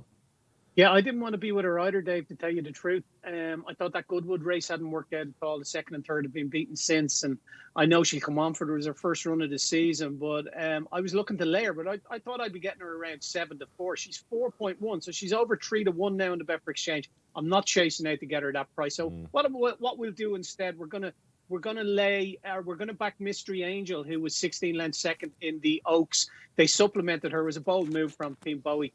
They were justly rewarded. She'll race prominently. She'll go on the ground, and she's the 3-year-old filly here, so she's getting the allowances off the older mares. So we just have 25 quid in her at 5.2, please. G-Rod, straightforward bet. Mystery Angel, 5.3. Happy to be a price taker. 25 quid on her, just to see if the 3-year-olds can uphold the classic form. I tell you what, but I'm really glad that you've showcased this filly, because we're all talking about the Eclipse and how important this is going to be for the season going forward. But this is really the Snowfall benchmark, isn't it? Second to Snowfall, of course, in the Oaks. Whoever this is, it like a serpentine performance? Okay, she won the Musadora Snowfall, but did you really believe what you saw? No. In the Oaks? No, did you? Well, you're about to find out. You know, Mystery Angel was what? How was it? 14 lengths in the end she was beating? Well, how good do you think she is if Mystery Angel wins this? I mean, That's what I mean. She would be real Arc de Triomphe. We rated Mystery Angel as running £1 below her mark, so she has run to form. So what I'm saying is, this is a fascinating horse on the day that's gone somewhat under the radar, because if she wins this, then all of a sudden, the team at Ballydoyle will be moving the chess pieces slightly, because they've got the Great Filly Love as well. They've got to try and split them up, at least until the Arc, I would imagine. If maybe forever, I don't know. Yeah, that's the sort of thing with this also, isn't it, Mystery Angel? She's been underestimated throughout her career and continues to be. Is it because of the connections? And it's got to be, isn't it? Because George Barry, no one really knew about George until he showed what a quality trainer he is with his targeting first start of the season. And Nick Bradley Racing Club, well, they've had good horses. They have gone up a notch, haven't they, this year? So it's been a great story so far. She's quite exposed, isn't she? Whenever she got beat at Wolverhampton. How many runs has she had this year? Weather. Look at the races she was getting beaten. Handicap, she was getting beaten by. Aidan O'Brien's a master at doing this with fillies, isn't he? They get, like we've seen it with Mother Earth, beaten at 2. Do you know what I mean? They just come to themselves, don't they? Yep. Some trainers get it right. She's had 6 runs already this season. I must admit, I wasn't sure about her. I wondered if the Oaks might have taken it was 29 days ago, and I wouldn't take her on lightly, I have to say that. Barry's with one of the 3-year-olds. Dubai Fountain was in the race, of course. It's just starting to get a little bit of gloss off her, isn't it, Dubai Fountain?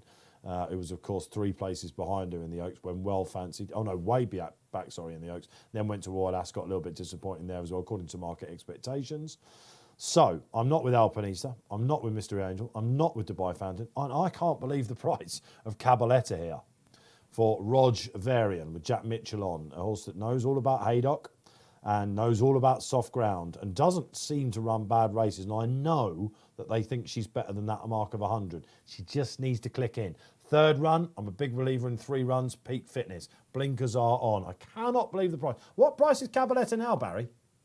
Cabaletta is currently trading at 30, Dave, to back 32 to leg. She's the outside of the lot, which again I think is ridiculous. I fancied her last year, that March Stakes, remember at Goodwood, and she bumped into a certain Gold Cup winner. We thought she was going to be that sort of Group 2 sort of horse. She hasn't gone on with it. I thought she was an Oaks horse. She's 130 to finish in the first 4, the 4th place market on the Betfair Exchange. That's a lovely way to play this, I think. I'll be having a bit on for the win, because you just can't, can you, when you look at that? She was second to La Lune, of course, Henry Candy's horse. But on a line to Oriental Mystique, who was 3rd in that race, there's not a lot between her and Alpinista. And Alpinista, again, at the prices, is drifting a bit, isn't she? Alpinista, remember the race at Newmarket last year? How did she not win that when Ryan Tate got boxed in at Newmarket? Oh, it was just Ryan's he's a couple, isn't he? Because she was second to Love, wasn't she, in the Lancashire Oaks Alpinista? That's why she got the rating. Was that not at York when she finished second? Yeah, she was second at York. Then she should have won at Newmarket, but she somehow got boxed in a 4-runner race, and the less said about that ride, the better. And then obviously she came out and won first time out at Goodwood this season. So she's got the best form in the race, I think. But I don't know, the drift is worrying, isn't it? I mean, markets normally get Prescott horses right. I've got to say that, exchange markets. There was one the other day at Chepstow, a Prescott horse was odds on all day, drifted out and got beaten. But then the one they backed heavily at Yarmouth into 2s on near the off won. So the exchange knows about the Prescott. Did they get Summer Night right, though, did they? No, not really, but... I mean, the short. I'm talking about the ones during the week, even money. Them ones at even money, Barry. There was 6 to 4. Yeah, it was 6 to 4 in the anti-post market at Alpinista. There was another horse that drifted at Brighton. That was odds on all day. Went out to 2 to 1. Got well beaten over Kirsten Rousey horses. Let's get some socials up there before we get the tips from the guys. Then you've heard from me and Barry, and Chris Timms comes back on the show. Good to have you back on, Chris. There's 2 against the field in the next at Haydock. La Lune. Yes, La Lune. All right. Okay. Here we go. And Tribal Craft, who did me a favour at York last time. Been ridden by ran. at York. I like Tribal Craft. I just think she's a stayer, basically. No, okay, Chris, we'll come to that and we'll go La Luna hard. Commander Van Rorik comes back, one of our very earlier contributors to the show, and says, I'll have Tribal Craft in this one, thanks. All right, Tribal Craft then. Hayley Turner gets on. It was the Albaflora run, wasn't it, at Newmarket, at Ascot, sorry, on her return. I couldn't believe the handicapper didn't put up for a mark of 96. Everything went right there. She beat McAwee, which again gives her a good chance with some of the more form horses in this race. I like her. She'll like the ground. She's just going to need them to go hard. Why Laloon? Her course form was really good last time out. That was a good effort, good to soft ground. So she goes and cutting the ground. I know it was a Group 3. This is a Group 2, but I think she's improving. She knows how to win races. David Probert's got the key to her. Probert was brilliant on Tribal Craft as well at York. Obviously, Hayley Turner on Tribal Craft today. But I think David was keen to stick with Laloon because he's got a real partnership going with this mare. So I thought at big prices I'd go with her. But Alpinista was my original fancy.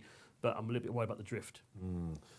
Probert then for Enzo. Okay, G.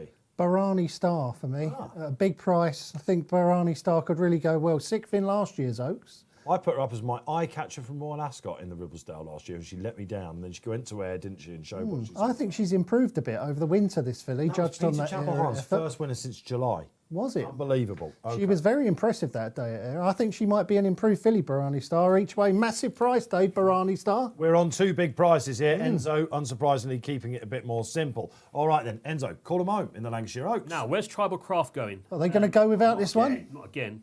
Tribal Craft's a long way away from the stalls. I think it's just... It's almost in the bar, Enzo, isn't it? Look. It's almost out on the chase track, Tribal Yeah. Craft. I mean, I don't mind a drink in some ropey old places, but I'm not sure I'd be drinking in there. What looks like that's you can probably see that out there as well, can't you? Ooh, what are they serving there? I think she just Looking good now. She's all right. She's been brought forward now, so it looks like she's fine. Tribal Craft. She's going to be the last one for this Lancashire Oaks. She's backing away again. No, she's not going in, is she? We'll go with another one left. Hayley's having a rough old time trying to get her into the stalls. There's a lot of love out there as well, isn't there, for Tribal Craft? Yeah, this would be a shame if she doesn't go. This is Team Balding having a very great Royal Ascot, didn't they? Yeah, won this race a couple of years ago as well, didn't he, Andrew? Oh, Balding? not looking good. 4 winners did he have it Not looking good, is it? I'm going to go without her, I'd say. I mean, she's literally... She's going nowhere near the stalls now. She don't It's all fancy. happening today, isn't it? It really is. Yeah, Sandown and Haydock. Duchamp, as you say, spread a front plate, which is why he didn't go in that race. And So he was with Braun. It's important to point out Yeah. to the punters, so they would have got their money back there. They don't, not depending on any justice refunds or any. no, Sportsbook Exchange Partners money back, isn't it, Duchamp? In that 205.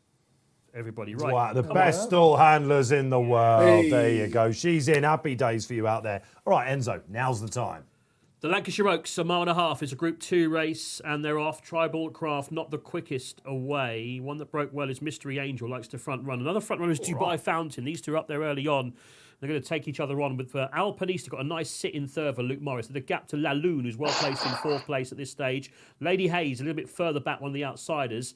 Behind those is the grey, that is Cabaletta on the inside of Barani Star, who's next for Paul Hannigan. Deeper out to find McAwee, and the back marker held up by Hayley Turner's Tribal Craft. But up front, the pace is with Mystery Angel, this improving 3-off for George Bowie, leads a length clear.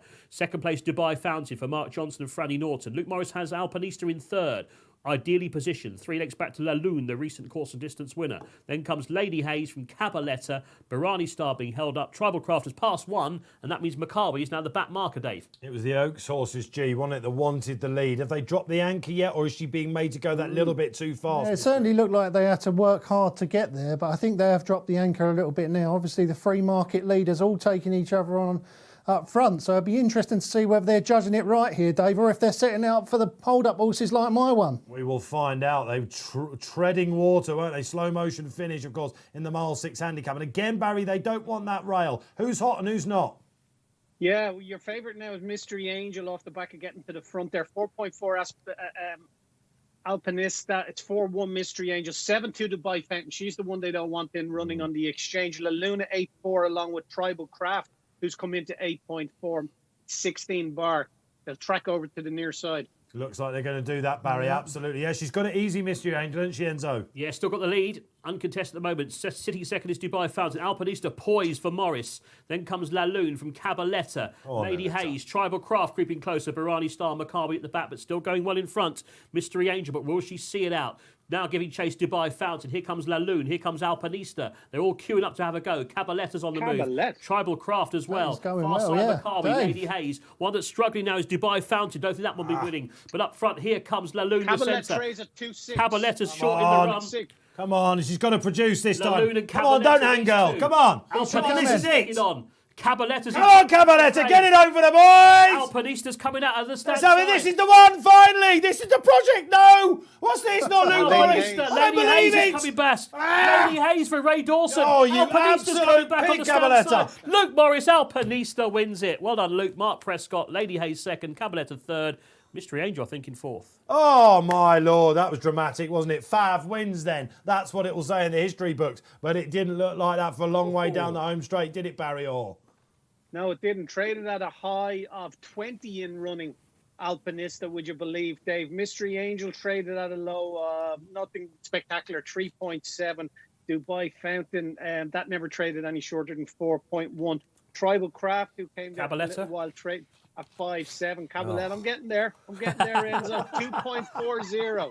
11 to 8, could you believe? Cabaletta traded at. And then she was cruising. Yeah. She was cantering, Barry, furlong and a half out.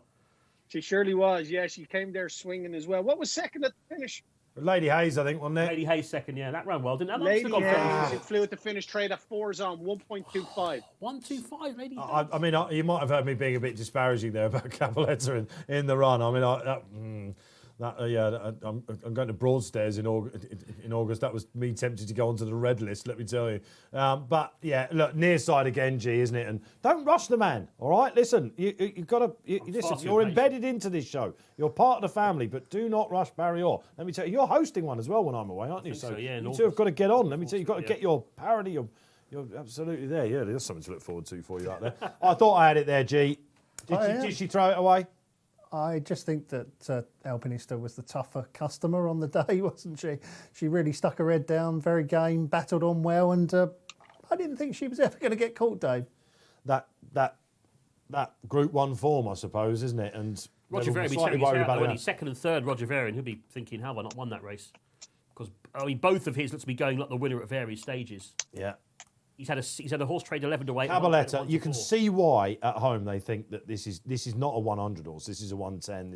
She just doesn't find them, does she? She's got to do all on the bridle, I think. You can't ask her. And Jack Mitchell came there, and a little bit like Summer Night, what we saw in the previous race, when you go a little bit early at Haydock on that sort of ground. And once again, the runner nearest the stands rail has come out on top. Yes, the right horse. Well, both favourites actually.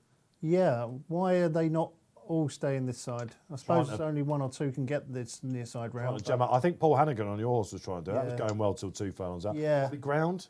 Yeah, possibly. I just think that she was a bit free in the early part. She was one of the last off the bridle, wasn't she? Yeah, she travelled quite well, but didn't see it out, sadly. Close but no cigar then for us so far here in the studio on RP Live. A lot of you out there will have been just backing the favourites so far and having a pretty good time at Haydock, though, for example. We've got to go back to Sandown, haven't we? We was chop and change all the way. I've really enjoyed the action so far at Haydock. It is a really exciting track to react to, isn't it, in running off that home bend when it's soft. You get all sorts of different angles going. The Old Newton Cup will be interesting, wouldn't it? Bigger field, 12 runners now, but they're going to obviously try and get over towards that That's side, next. aren't they? And Sir Mark Prescott obviously could easily have had two already, with Summer's Night running a cracker and the winner there, and he's got Longsider. Longsider. Massive beast. Yeah. That couldn't get in the Pitman's Derby, of course, the Northumberland Plate last. Very different profile to your usual Prescott horse, in that he's a very lightly raced coming into a big handicap like this, but then he wasn't with Prescott. Only until this season. And Midland Park had Timoshenko, didn't they, who was mentioned previously earlier by yourself, G, wasn't it? And they knew a long way out with that horse where they wanted to go. Yeah. So let's not just blow them up. We'll get him fit. He's been off since February. His last run was on the all-weather, so you would think they would have had a big prize in mind. This looks like it. So Mark phones you up and says, "We're not going to run again until July." When you've been February, you'd be like, "What?" But you would trust him, wouldn't you? Implicitly. Well, yeah, because once you do run, you probably win about 5 in a row, wouldn't you? That's what usually happens. Well, it's all about the says as well, isn't it, with him? It's the race he's desperate to get in the bag. Yeah, that still eludes him, does it? Still eludes him. The Autumn Double won the Cambridgeshire famously, some great gambles over the years, but the says is, and it's the says is the one you'd think that would be the more obvious one for him, the progressive stayer, wouldn't you? Yeah. Funny old game, but the greatest game of all. Great to have you out there watching with us as well. We are 45 minutes, basically just under an hour away from the Eclipse. 4 runners, but a really interesting puzzle. Let's have those tips coming in. Get them in out there. Can't wait to hear. Are you St Mark's Basilica, the classic form? Or are you going for Mishrif, who only seems to do it elsewhere on the planet? Big test for him. Or a Dave. He can do it absolutely everywhere. The current Champion Stakes winner, of course, as well. Absolutely sizzling. Let us know. We must move on, though. As I mentioned, back to Sandown we go. It's the Distaff, Barry. Yeah, for the fillies. At the moment, your favourite is Statement with Ryan Moore taking over for the first time, 2.9, which is just 15 to 8, 4.9. Area Shine for You, 11.5, 13. Lucid Dreamer, some money for that at 14.5. Anti Bridie is 15. I'm going to take the favourite on here, Dave. She was 3.05 a minute ago. She was as low as 2.88. So I'm going to be a price maker here, please. G-Rod. We're going to look to lay her at around the 2.88 mark. I think the money will come for a general public like this filly. For me, I laid her last day. She traded at 2.12 in running, or 2.78. She traded in Epsom when I took her on last day as well. I just didn't think she got home. When you look at her form, she's only ever won over 6.5 furlongs, albeit on heavy ground. But she disappointed somewhat in the Guineas when I didn't think she got home. And she didn't get home last day over 1.5 miles a furlong in Epsom. So I'm willing to take her on again, Ryan Moore and no Ryan Moore, at 2.88. And we're going to look to take 50 quid of the backer stake out of her at 2.88, and that price will go into the back column. So we're hoping someone will come in and back it with us. It's 2.94 at the moment, but we can update that bet before the off at 3 o'clock. Thank you, Barry. All right, he's taking on the favourite. May as well start with me then. I thought this was one of the more it was more straightforward plays of the day statement, I have to say, for the Lone Eagle camp, of course. Last week, how agonising was that, frankly? It looked like he'd stolen a march in the Irish Derby for them, only for Hurricane Lane to run him down. I think this will be small compensation for them. In what I just looked at this race, guys, and thought, I'm not sure about that. I'm not sure about that. She's got classic form. If Ryan Moore gets a bit of cover, now I've seen them coming down the middle from stall 5. I think this is Ryan's race to lose. So it's statement for me. Barry taking her on, I'm with her. G. I thought that she was the most likely winner, Dave, but I wasn't sure she was a bet at this price. The form is there, isn't it? That Fred Darling effort looks absolutely superb. Obviously, Alcohol Free won the race. Yeah. Primo Bacchio was 4th. Their Dreams run well since. That form is solid, but she has been beaten a couple of times since, hasn't she? Now, I know, albeit in strong company, but I just wasn't convinced she should be quite that short. When I first looked at the race, I thought, right, Statement's the bet here. She'll be about 9 to 2. And then she was a very short price. And I thought, oh, that looks a bit short, and she's still very short. So I would be inclined to be, although I think she is the most likely winner, I would be inclined to be against her at the odds. I initially decided I was going to swerve this race. But I think... This is Duchamp that's done this to you, isn't it? It has. It just makes me want to play now, doesn't it? This is the thing. This is the game. Glasgow Girl, I did back at Royal Ascot, and in the Sandringham, she ran terribly. Loads of horses ran badly in the Sandringham. But we've seen a few bounce back, haven't we, after poor runs at Royal Ascot. And I just wonder if she might be worth giving another chance. The race she won at Wolverhampton was running a really good time. She produced some good closing sectionals. If she could run to that sort of form, I think she could shake up Statement. So it's more of a speculative play than a confident one, Dave, but Glasgow Girl each way. Was there a better handicapped horse on the week? You're probably going to throw one at me now after this than the winner of that Create Belief in the Murtaugh. Well, I know it was on the right side. There was a bit of talk about Johnny fancying his chances that day, wasn't there? He had a good meeting, didn't he? On the Friday, was it? I think we were in. Yeah, we were. Of course we were. It was the famous day when Quick Thorn broke. Well, they weren't, they? Broke the Quick Thorn, of course. The hoodoo was done. Of course. It's all been up sailing ever since then. Has the paper tips gone terribly since? No, the paper tips have been superb. Stolen your luck. Everything's going well now, Dave, but it will change, of course. This is racing, you know. Again, let's hope it's after tonight because there's a big football game going on, isn't there? Let's hope that G is not putting too much money down on England and they don't turn up. OK, so Glasgow Girl for Hugo Palmer, acquitted, who, of course, finished 3rd in the first race. James Doyle on. Always a plus, that. Always a pleasure to have the Doyle riding, isn't it? Yeah, it is. And it's funny, I was at Sandown, I was talking to a fellow who says that he does some pace maps for James Doyle, which essentially means that he sits there and tells him where he thinks that might be the optimum place in each race. And it did get me thinking, because we had this discussion about having pace maps on this show and stuff like that, and it got me thinking about how many jockeys have actually got people doing pace maps for them. Have they all got them doing it? And then it got me sort of second guessing about whether the pace map would be relevant or not, depending on how many jockeys were getting pace maps. All up there on Planet G somewhere. All up there. He's off without realising we've poked the bear. I'm sure that Enzo does pace maps for Dave Probert. I tell him where to go, indeed, in these races. But have you tried? Exactly. Come on, this is serious. Have you tried to say, "Here I am, I'm available"? he knows I'm available. But funny enough, when we spoke at Brighton on the eve of the Royal meeting for him, I think it was during the Royal Ascot, but he did say that Sandrine. We said from the interview, I said to him, "Sandrine's the one, isn't it?" And he was like, "Yeah, I think she is." And he was right. The rest is history. My WhatsApp didn't ping that from that message. Enzo. What wins the Distaff, man? Not statement. I'm massively against her. I don't rate the Guineas form. I think only alcohol-free has come out and won since. That Guineas form, I think it's average. I wouldn't say it was rubbish or garbage, but I think it's not great. Saffron Beach, Fev Rover, Santa Barbara never wins. Oh, Dreams, Sacred. that's harsh. No, don't like the form of the Guineas at Santa all. Barbara, you don't like. What did she do wrong the other day? Where was she in the Oaks? Beaten Miles. She got beaten again the other day after having every chance. Pretty Polly, wasn't it? Yeah, but how she? Oh, I thought she. That's a bit harsh. That was probably a good run in the Curragh. That's her best run of the season so Yeah, but she far. meant to be the You're star. talking gibberish, man. She was meant to win the Guineas and the Oaks, and she's won nothing. What she won this Price you season? allow me, she wins a Grade 1 before the season's out. I'll have to put the This figures is in the it. calculator for that. Yeah, I think we need to reconvene and have this conversation in a couple of months. There's some soft group ones in Ireland, though, aren't there? She'd probably pick up one of those. August the later in the year. 24th is the Saturday that he's hosting. This is going to be fruity.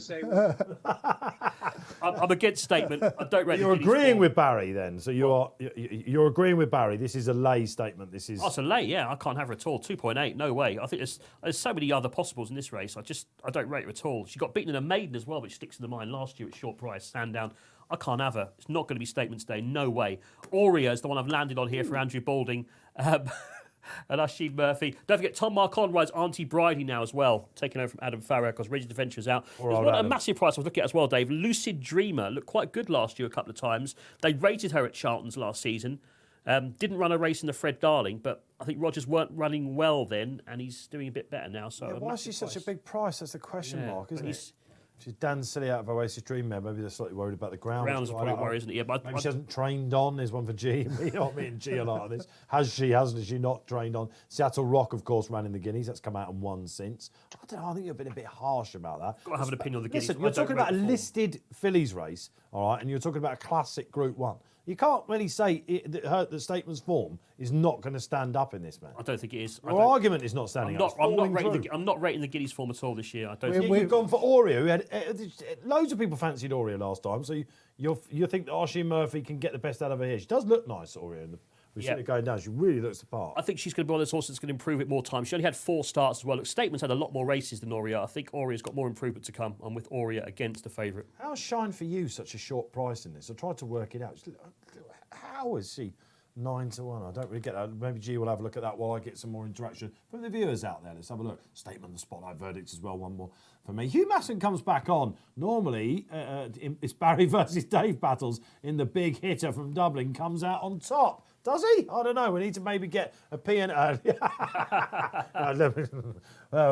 score draw, we'll say, Barry, shall we? Okay, Hugh loves the sort of tussles that we have individually. It's all about, isn't it? It's what it's all about. It's what RP Live is all about. Hugh, great to have you out there. As well as Gordon Mathers, who says, Real World, best handicap winner at Ascot. Thank you, Gordon. Absolutely, yes. Who took apart the Hunt Cup on the wrong side. Quite right, Gordon. That was, that's painful memories of Barry, of course. Nap of the meeting, Astro King was second, wasn't it? And Frizzy Red comes back on and says, I fancy Shine for You in the next. Great stuff from the gallery then. Shine for You. Why does Frizzy Red fancy this? I couldn't at all.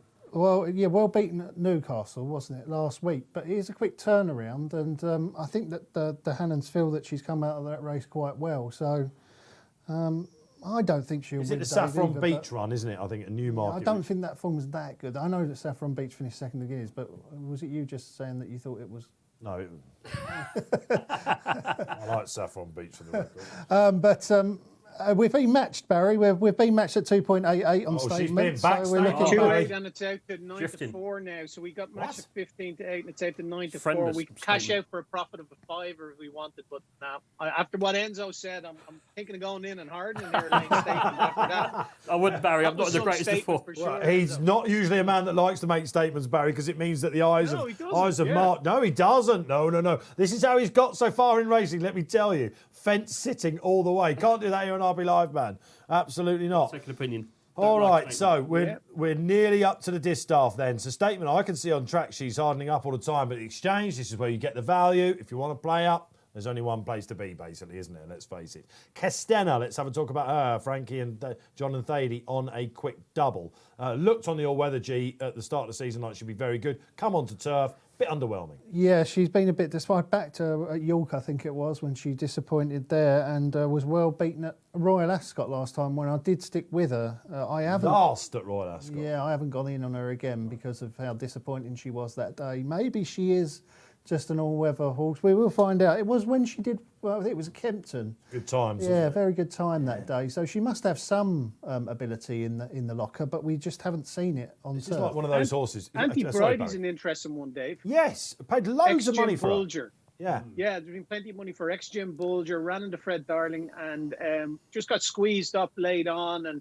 was eased off after that. And I finished last the 17, but has to be better than that. I didn't see any official excuse for it that day, but I know when it was with Bulger, they talked quite a bit of her. She won a maiden up the curve first time up for Kevin Manning, and then she ran a couple of decent races outside of that. Like, she was only beaten 6.5 lengths by Shale in the Grade 1 on her second start, you know. So she's a filly that definitely has ability. And Enzo has just flagged up the jockey change there with Tom Marquand taking over now, which is a massive plus. How do we rank that in terms of a stable switch, positive, negative? What we're Jim talking about, Bolger to William Rachel Haggis. Blackmore jumping on suddenly, do you mean? Was this a ploy all along, perhaps? For the Lale stables, don't go there, G. Absolutely. I saw stall 10 for her, Barry, and I thought that's not great. But now they're coming, of course, centre side. It all becomes a bit more attractive, doesn't it? 410 grand they paid for out of Jim Bolger's stable. Pressure's on then, as it is on Enzo for the call. The Distaff listed race over a mile and they're off and racing. Steadied early. Auntie Bridie leaving the stall's going to drop in. Once a bit keen is Sanita early on, is up there too. Also Aurea out wide. Sheepskin noseband is handy. And up the inside, Shine For You. I thought might make the running is right up there too for Sean Levy. Shine For You, Aurea. Aurea's just about in front, I think, for Asheen.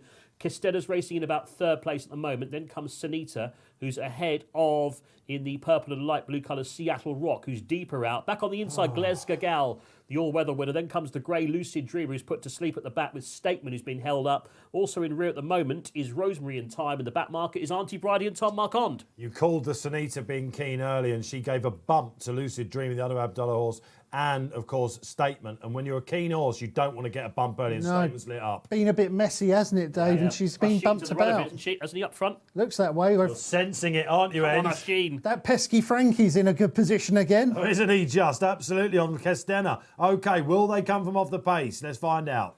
Still in front, it's Aurea now just shaken up a bit as Costello gets a bit closer. Out wider is Seattle Rock. Statement niggled in behind. Sanita. Rosemary in Time's going quite well. Looks for a room. Outside is Lucid Dreamer. Far that is side is going Shine well, For yeah. You. Still in front though, it's Asheen, Aurea. Here comes Costello to challenge under Dettori. Moving into third, Seattle Rock. Statement not today, I think. Rosemary in Time's a bit wider out, but it's still Aurea in front. Come on, Asheen. Leads by a couple of lengths to Costello in second. Oh, it's gone. Outside Seattle This is Rock and gone. Rosemary in Time. Statement's Asheen's flying, in but front it's still. too late. Asheen's home, surely. Come gone. on, Aurea. Andrew Balding when the ground goes soft. Aurea's Look at clear him, by look at 3 him or 4 go, lengths. he's like... Seattle Rock in second. Glasgow Gal sticking on well, but Aurea, gate to wire, pillar to post, never saw a rival. Seattle Rock second. Glasgow Gal third. Rosemary in Time fourth. Costello fifth. Well, we're going to have to endure this, I'm afraid, for the next minute or two. But he has been absolutely right. You called it. Third time lucky this season then. When in doubt, keep it simple. Oisin Murphy, he's just, hasn't he? Gem of a ride Since that the was. first day of Royal Ascot, just done everything absolutely right. And that was a wide draw, get to the front, drop the anchor, and Skill. up the home straight we go on what is known as a front runner's track. Couple of disappointments there. Statement, I was wrong. Barry, you were right. Yeah, tried to hold it up this time. Obviously, the trip has to be a doubt for her, massive doubt for her. And got a bit of a bump just turning out of the back straight as well, ran into the back of a horse, riding it for a turn of pace. never materialised. The winner's got a great ride, hasn't it? There's no big in-running news, Dave, as you'd expect with it going off front like that. Had a Betfair SP of 4.7. The winner was matched at a high of 8.7. That was all pre-race as well. So no big in-running news to report. Okay, thank you, Barry. Okay, that was the penultimate race for us at Sandown. 3:35. It's time. We're nearly there. It's Eclipse time. Can we get the screen up, G, for the Eclipse? Is that possible? Because I'd like to go to Barry, because I had a message come up on my screen. First, no? Yeah, we'll go to Haydock. But if you don't mind, Barry, I'd like to have a look and tease the market, if you don't mind, on the exchange for the Eclipse. The reason being, a message just came up from someone I respect saying, thank God I took 13 to 8 about St Mark's Basilicas. This is now a smash job, Barry Orr. Yeah, 204 now, Dave. Even money on the exchange. 3.4 Mishriff, 5-1 Adayeb and El Drama into 30. When you look at it, for decent money, Mishriff was matched at a low at 244. So that was just a little under 6-4, and that's out to 5-2 now. El Drama was matched at 44. That's into 30. St Mark's Basilica, though, the big mover, 2.92. So 15 to 8, just under 2-1, is into even money now. So obviously some of the Coolmore boys, maybe some of the owners have come out to play here, you'd have to think, and they fancy the idea of the way for age here as well. What is it, getting £10 way for age off Mishriff, and they're happy to play at those prices. I think you're absolutely right, Barry. Or when Barry gets that look in his face, it makes me excited. Because, listen, I've got involved with this horse yesterday. I thought he'd go off favourite. I didn't think he'd go off under even money. Will he go short? We've just teased then the big race of the day. Great stuff on the exchange. The real market showing you there's only one-way traffic at the moment in the Eclipse. Have the powers that be at Coolmore got those tiddlywinks out and started throwing them at the bookies. This is exciting stuff. Mishriff on the drift. Are you starting to worry? No concerns. No problem. Just whatever. He's always drifted. He's never been a horse that people have latched onto. Remember the French Derby when I fancied him, he drifted, and everyone's going, "Oh, Victor Ledorum's is going to win. Victor Ledorum's this. He's a superstar." And Mishriff absolutely slammed him in that. Over in the.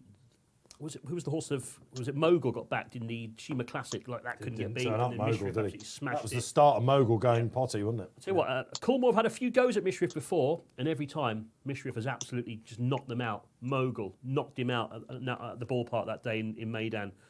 So yeah, bring him on. All easy to back against the French Derby winner, the first time that Aidan O'Brien remarkably had pulled that out of the fire 27 days ago. He is your... Both French Derby winners, aren't they? Mishriff and St Mark's. Yeah, good point. Yeah, of course, Mishriff, that was the day when you felt When he announced vindication, himself, didn't yeah. it? It was a remarkable performance that day for Mishriff as well. Listen, I don't have anything against Mishriff at all. It's just, I think when I backed him, he was 8th. That was his one blip, wasn't it, on Champions Day? Champions Day. The ground was so bad. I backed him and a Dave that day. And ground was... the market knew, didn't it? It was weird. Yeah. Anyway, listen, that is 3:35. We've got to go up to the... we've had Lancashire Oaks, but it does feel like the feature race almost coming up at Haydock. It's the Old Newton Cup, and it is a long-established handicap, this. It's always a cracker. Barry Orr, where's the final trade at Haydock on this Saturday going? Yeah, so what I'm going to do here, I thought this was obviously it's always a really tricky race. And it's a great race, the Old Newton Cup, full of history. The horse I like in it is Zabil Champion off 104. He's right up there near the top of the weights. I thought that was a cracking run on heavy ground behind Quick Thorn off 103. So he even got £1 for that. So the handicapper hasn't been decent to him. But in the Duke of Edinburgh, I just thought he stayed on really well up the centre of the track. He won the back and lay exchange race first time up this season. A handicap off 101. So he's still hovering around a workable mark, I think. I think this horse is really, really just a tough, genuine horse. I think the slog up in Haydock is going to suit him, and I think it'd be prominent throughout. So he's currently 6.4 G-Rod, and we're just going to have 25 quid win on him at 6.4. Happy to be a price taker here. Dark Jedi's 6.6 Longsider. Wine O'Clock is 11. It's 14 bar, but yeah, I'm with the favourite here. Zabil Champion at 6.6. There's always a Freudian slip that you do with that horse, Barry. I've noticed it. It's win o'clock, but you call it wine o'clock.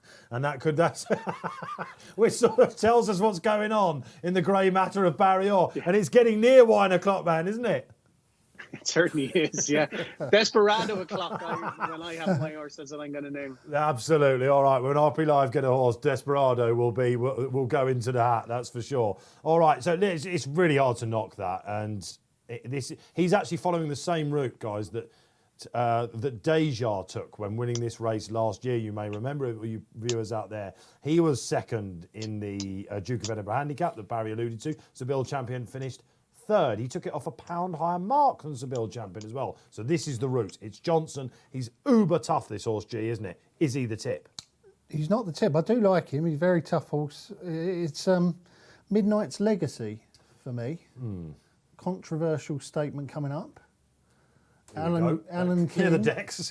Alan King. Yes. Trains. Obviously now concentrating more on the flat than on the jumps. And I have been a believer that he is a better trainer of flat horses than he is of jumps. You're suggesting he can't train jumpers anymore? Not particularly. I just think that he is particularly good with flat horses. And when most of his success in jumps races have actually come with kind of flat types, haven't they? Juvenile hurdlers, and so he's very good. Racier jump. I mean, Boyd Forest Steadies might have something to say about that, but yeah, but he was a 2-miler, wasn't he? Again, fast. Yeah, okay. But he's very good, Alan King, with this sort of horse. He's not a national trainer, is he? Really? Not particularly. Although he has had a couple. Very harsh on that. Hang on, Classic Chase he won, didn't he? He won the race at Sandown as well with a couple of years ago, the Bet365 or whatever it was called. Yeah. But I think that Talk is cheap. Yeah, Talk is cheap. That was what it was called. Did he win it this year? Didn't he? He did. Well, he won the controversial one. Yeah, but that was a hollow victory. You're saying he's winning 5 furlong juvenile races. Turns out he's winning all the nationals. No, he doesn't win 5 furlong juvenile. He wins these sorts of races: 1 mile 4, 1 mile 6, 2 mile juvenile hurdles. These are his sorts of horses, Alan King, and I think he's very good at these types. And he was very good this horse when he won at Epsom, wasn't he? Midnight's Legacy. Now he's got up £8 for that, which is quite a whacking rise. But that certainly looked like an improved display, I thought, from Midnight's Legacy. And I'm expecting more to come. I think Alan King will keep getting more and more from Midnight's Legacy. So he's my idea of the winner. Soto Sizzler was second to him in that. He reopposes. Both gone up in the handicap.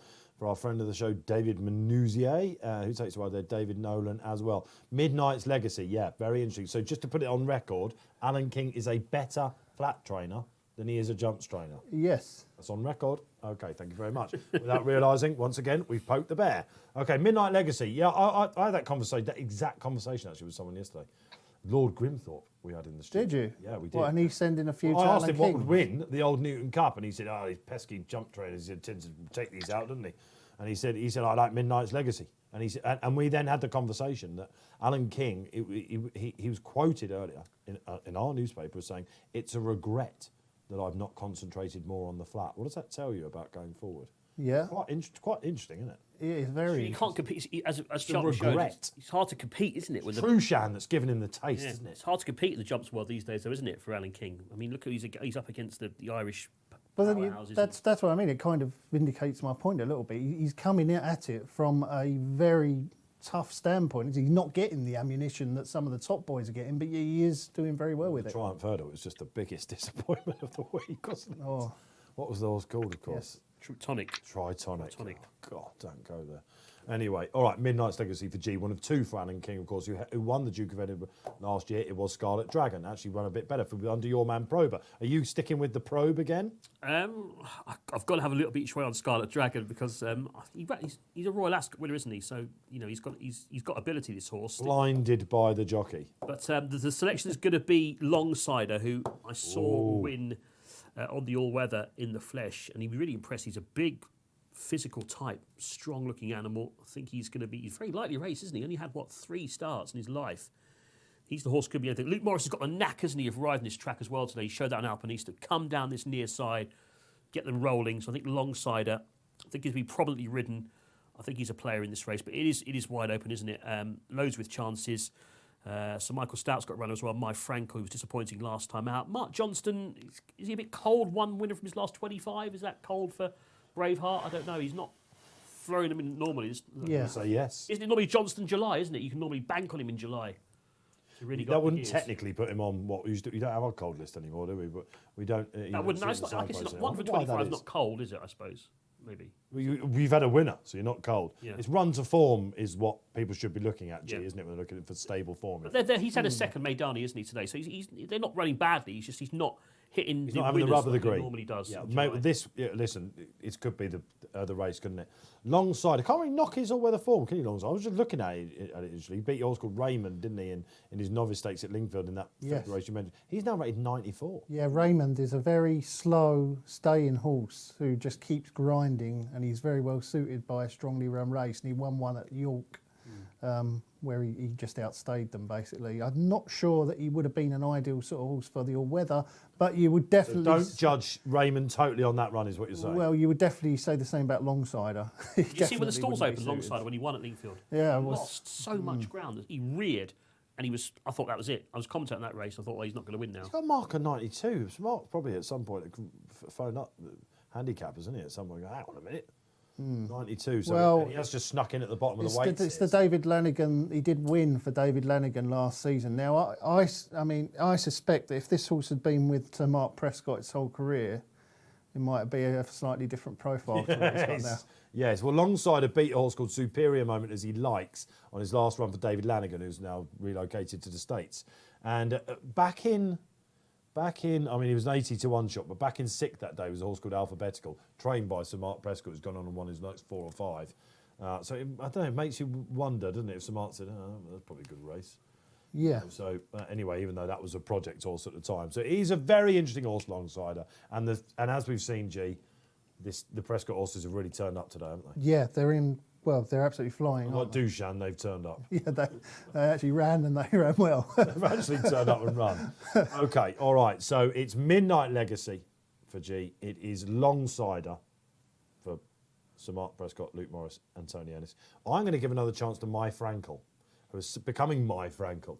I backed this chap when he won under Richard Kingscote on his return at Kempton. The further he went, the better that day. Again, I'm really surprised about his price. And it's slightly worrying coming from these corners because it's stout, isn't it, in Kingscote and, serious ownership. And he just was far too keen in what we now call the Illarab race at the Dante meeting at York earlier in the season. He was way too keen up with the pace. I like the fact he's drawn wide here. Deja won this from stall 13 last year. Don't worry too much. They're coming stand side as well. I hope Richard Kingscote takes his time a bit more with him. I'm almost certain this is a Group 3 performer in a handicap. You might need to be to win this one. You though, might need won't to you? be. Yeah. You might need to be. Yeah. Bit of money for Brilliant Light as well, I noticed. He's interesting. What's this isn't he? about? Just about to flag that 10 from 18. Yeah, the Godolphin quite a runner move, with isn't it? Marco Giuliani, who's did he not lose his claim during the week, or is he? Yes, He lost his £5 He claim. read it on was it? Thursday, didn't he, I think? I think he had only one left, didn't he? So he was very close to it, Barry. He's having a great time since Real World, isn't he, Marco? Yeah, he lost his claim. So I've been Surreal likes him as well. He puts him on I a lot think of horses. if you... Side Bin Saror is known in the last 10 years for giving young riders a real chance, isn't he? That's something that Side is really... If you book him while he's got his claim, you get him to, Yeah, that's why he's still got to it. ride. Oh, I see. Oh, All right. right. So there you go. There you go, Last bit of Jim. it. Not just just a James pretty Millman face. knowledge coming out of you there, rubbing off on each other a little bit. Oh, there's nice all up there with G somewhere, isn't it? Absolutely. Midnight Legacy, G's tip goes in then. We are what? 20 minutes away from the Eclipse, but first it's the Old Newton Cup. We love this because every year it's fast and furious around that bend. Then the stamina comes into it, and we get to often see. I should probably say, Dave, that Sylvester de Souza is at Haydock, despite the fact he could have had a good book of rides at Sandown. And Alunak is obviously one of his big chances of the day in this race. Wow, And it's who's a great big price, G, isn't he? good The price. ex-German horse. Yeah, double figure price. Ex-German, they love the soft, don't we? We've worked it out. We've worked How it did that out. article go? I missed it. Well, it didn't quite develop in the got same way. It's not the first. The editor was listening to the show and went, hang on a minute, we need to tell this. We're not putting this out yet. Yeah, the German side will definitely do it well on this soft ground, and it did finish second in a Group 2 last year in last June. So there is a bit of back class with Alunak. He's a horse that I've been waiting to come good. I just think he's going to end up over jumps. Well, some of these will, won't they?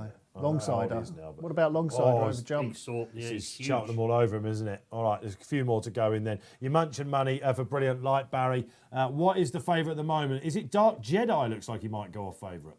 Just shading it over Zabil, champion at 7 and 7.2 respectively. 8-2 Longsider, win a clock 9-4, and it's 10 each at 2. Brilliant Light. And Pablo Escobar, the old Pablo Escobar creeping in there as well. He'll be single figure soon enough. Off we go then. Thank you, Barry. Or over to Tony Ennis for the call in the Old Newton. Yeah, racing for this famous handicap, the Old Newton Cup over a mile and a half. We have a field now of 12 runners. They're being led early by Pablo Escobar and Danny Tudhope, for William Haggas has gone to the front. The outside of the Trader is in a share of second place, along with the Godolphin runner Brilliant Light, who's up there as well. Just off them, racing a bit wider, is Longside. He got away quite cleanly from the stalls today. Got a big white face, about 5th place. And one that's made up some ground is Zabil Champion. He's going to sit second. So it's Pablo Escobar leading Zabil Champion at the moment, with Brilliant Light in 3rd place, the Trader in 4th. Soto Sizzler is in 5th place ahead alongside, and then Winner Clock, who's just off them with Alunak, a bit worse than midfield. Behind those in the white and red is Dark Jedi, who's quite well fancied for this race. Then comes Scarlet Dragon, then Midnight Legacy, the 2 Alan King runners side by side, and My Frankel is held up at the back at the moment. Yeah, OK, so Pablo Escobar, who ran, of course, on this show in the Archer Stakes behind Outbox and Logician. He's got them all lined up behind him at the moment. Pablo Escobar out in front. Looks a little bit vulnerable, though, G, doesn't he? Yeah, interesting. They're sticking more towards that rail this time. I'm sure in the last race they did race a little bit out towards the middle, whereas the jockeys seem to be happy to stick on that rail going around this bend. I think they're going a similar sort of pace to the last race, and we did see Alpinista make virtually all the running, but having said that, the other 2 that were with Alpinista faded out the back of the TV, so it's hard to gauge exactly how fast they're going, isn't it? So Midnight's Legacy out the back with My Frankel, who's last of all. Barry Orr, they're going around this famous bend. Who's hot? Longsider coming in? Yeah, Dark Jedi into 4.7 now. Longsiders out to 11. 13 Zabil Champion. 6-6 Pablo Escobar. 9-2 Soto Sizzler coming right into it. He's kicked on this leader. He's got about 4 clear. It's class, Pablo Escobar. Will it just come the run too soon? The run. My Frankel's still out the back. Richard Kingscote hasn't moved, but he's going to give him way too much to do, isn't he? We will find out. 2 furlongs to go. Tony Ennis. 3 furlongs. Sizzler's going well, isn't he? In 2nd place. Pablo Escobar in front. I don't think Midnight's going to be winning too. Oh, gee, you're going well. cutting through the pack. Yeah, he's cutting through. Coming. Pablo Escobar, Soto Sizzler going well for David Nolan, has come to take it up. Far side, Winner Clock is here. Comes Midnight's Legacy as well. Midnight's Legacy coming to tackle Soto Sizzler. Alunak. Sylvester is coming on the Lunak. He's going to beat Jesus. That's my other one. Look at My Frankel. He's absolutely rocking home. He's going away. Look at this. Alunak's going to absolutely hack up in the old Newton Cup, going right away. Winner Clock is just about second. My Frankel's flying at the death. He might run into 3rd place, but it is Alunak who wins from Winner Clock. My Frankel 3rd, and 4th Midnight's Legacy. I've just seen the Ebor winner in My Frankel. I'm almost certain of it. But we will talk about him. So, look, before we go to Barry. What 20 minutes for him, Aurea as well. And King Power Racing as well. And just before the off, what did you say? Yep, Silvestre de Souza up at Haydock rather than being at Sandown. The German form. It's the plod form. Now I can get that. I can get it in, can't I? Care if you're listening. I can get my article in about German horses. He's onto something here. He's absolutely onto something. Who's this by then, this chip? Is it not Alderflug, is it, or whatever? It's Camelot, actually. So the old Derby winner, of course. So once again, Ballydor somehow having a shine on that. Really interesting race, wasn't it? Midnight Legacy looked like he was coming there, Barry. When did the market know about Alunak? You shouted it out. Yeah, Midnight Legacy hit a low at 2.2, Dave, would you believe? Soto Sizzler hit a low at 2.62 as well. Dark Jedi hit a low of 4, but I think that was pre-race. My Frankel hit a low of 8.7, would you believe, or 8.97. And your winner, Alunak, hit a high of 48. He had a Betfair SP of 24. So he traded double his Betfair SP in running. The market reacted just, I think, just at about a furlong and a half out. He seemed to travel well in behind. He was timing his run. And, he's gone away and won convincingly at the finish, hasn't he? He's a horse that showed plenty of promise. And he probably ran well last day, too. He was only 6th in Ascot, wasn't he?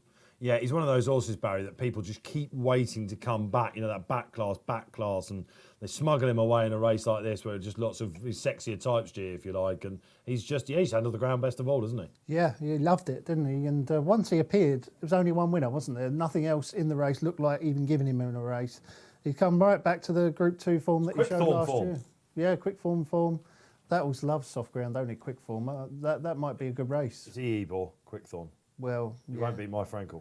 Did you see that run from My Frankel there? Yeah, it was eye-catching, wasn't it? I knew that he was going to drop him out because he's watched him at York. And again, this is the key with looking back in your members section and watching these videos and following these horses from top stables. If you know you're beaten after furlong on a horse that's fancy, you just totally wipe it out. But then, we've not seen him for 52 days, My Frankel. He was able to go off, around about 14 to 1 shot. People just think that's him, he's gone. But if you watched it and you knew, he's far too keen. He was never going to get home. So this time he's been given too much to do. Is it going to be one of those projects? I think the Ebor looks the perfect race at York in August next month. We are going through. Wine O'Clock was second then, Barry. Nearly over the line with the old Wine O'Clock. Yeah, nearly there. Just a small matter of the Eclipse to go, Dave. Just a small matter, absolutely. Odds on this favourite now. What's going on? Let's get it up then, Barry. How low can he go, St Mark's Basilica? Make a prediction, man. It looks like they're backing it, probably in the knowledge that Adeyev's going to definitely need the run, and maybe Mishriff might as well. That's like, how can you explain it going 1.94, considering he's been backed at 2.244 or 292? He's been backed at in the Betfair market since we went up. 194 is literally backing the horse like defeat's out of the question. So I'm going to have to be a layer at that price. You have to be a layer, don't you? Not what I wanted to hear, really, Barry. The other two horses have chances. He's a 3-year-old, I know, and he's getting the £10. And I do like the 3-year-olds getting the allowance, especially at this time of year. But at that price, I'm going to be a layer. And I might even be able to trade out of it and sit back at a profit because, you know, I think he's artificially short now. And as we get closer to post time, I think the horse could drift out again. So I could potentially cash out of it. So as quick as you can there, Magic Fingers, get on this. We'll take 50 quid out of it at 1.98 or 199 even now. There you go. Look how fast that was. See that? Good lightning. Well done, Jimmy. Lightning. Just keep your eye on that, because if that goes green up top there and we get a decent cash out offer, if it goes odds against later on, we could cash out and just stay on a profit, because this is not a race personally I want to have a bet in. I think this is going to be a spectacle. I know there's only 4 runners in it, but it's a fantastic race and it's a race to save. Yeah, absolutely. It's a race to save. A lot been said this week then, G. Let's get it out of the way. We have got a VT coming up for you, I'm delighted to say, about the size of the field. David Egan, of course, who rides Mishriff, he's called it a boutique field. I thought it was a great line, actually. Not often you hear that, is it? Well, because we've got 3 of the top-rated horses in the world. it was great, wasn't it? I was sitting there reading this article from David Manouzier, where he's sitting there going, absolutely stupid that there's such a small field. You know, I've left Wonderful Tonight in. I'm thinking, yes, David, absolutely spot on. And then I read later in the article, he says, oh, but I don't think we're going to run because it's not the plan. And I'm like, well... He made his point and then sort of didn't back it up by putting her in. It would have been a proper. What a race it would have been if she'd run. What a race. Absolutely. It's a great race anyway, but if she had been in it. It's a great race. We're going to give you some help then. Let's get the VT up. Let's have a look at some stats.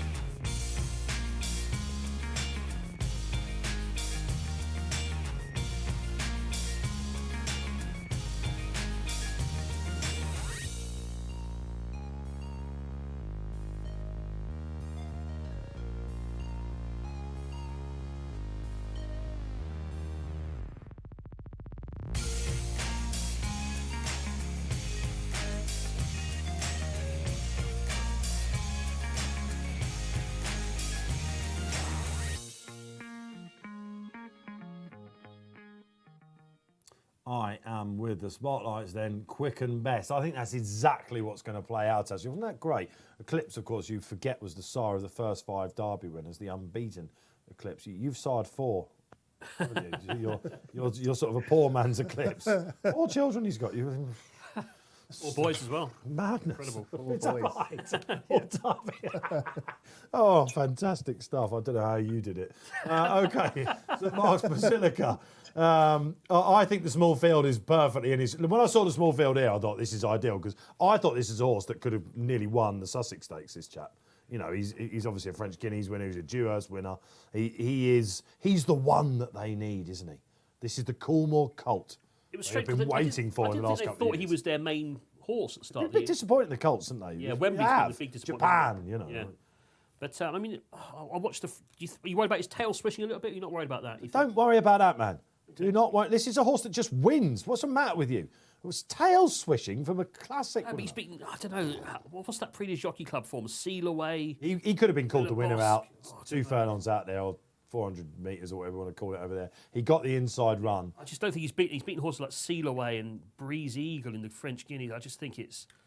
I think he's taken on proper champions today, Mishriff and Adabe. I think he's going to meet his match. Without wanting to insult you too much further, although it is a pleasant game sometimes, the one that I wouldn't be having here, G, is Mishriff. So I'm against the pair of you. So Mark's Basilica for me, I thought 13-8 this morning, I thought was absolute gift. I must admit, I didn't see the crash like this. I know it's Cornwall, but I didn't see it because he's up against two worldies, isn't he? Of which Mishriff is still on top. Yeah, I mean, I think that Adabe is the rock-solid form horse in the race, so he's sure to run well, and he's going to almost certainly give you a good run for your money. Do you think? Why don't you like him, Dave? You love Adabe. I love Adabe. Why do you so sure that St Mark's Basilica is the one? William Aggis said to me that the Eclipse would be the target. I looked at the 10-year stats for that, and it was all good to firm. So I probably, if he wins, I'm going to be the long drive home for me because it's a wet-ish. You know, this is perfect for Sir William. So I keep calling him Sir William Aggis because of his Mark Prescott link. For William Aggis. You can call him sir, that's fine. Well, but listen.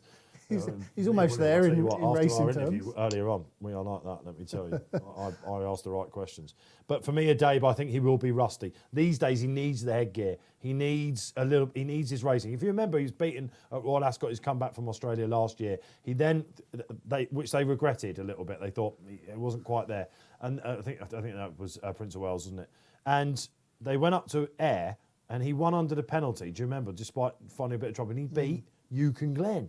Yeah. Who's shown that form to be proper, decent form. Yeah. Great to see Yukon Glen again yesterday, wasn't it, at Sandown? Amazing horse, isn't he? Remarkable horse. Yeah. And you know, at his age, and a brilliant advert for keeping horses in training. Michael Tabor is at the track. That's the next thing we should say. We could see as well. He's unloaded on this horse. The tiddlywinks have gone. I'm telling you, the tiddlywinks have well gone.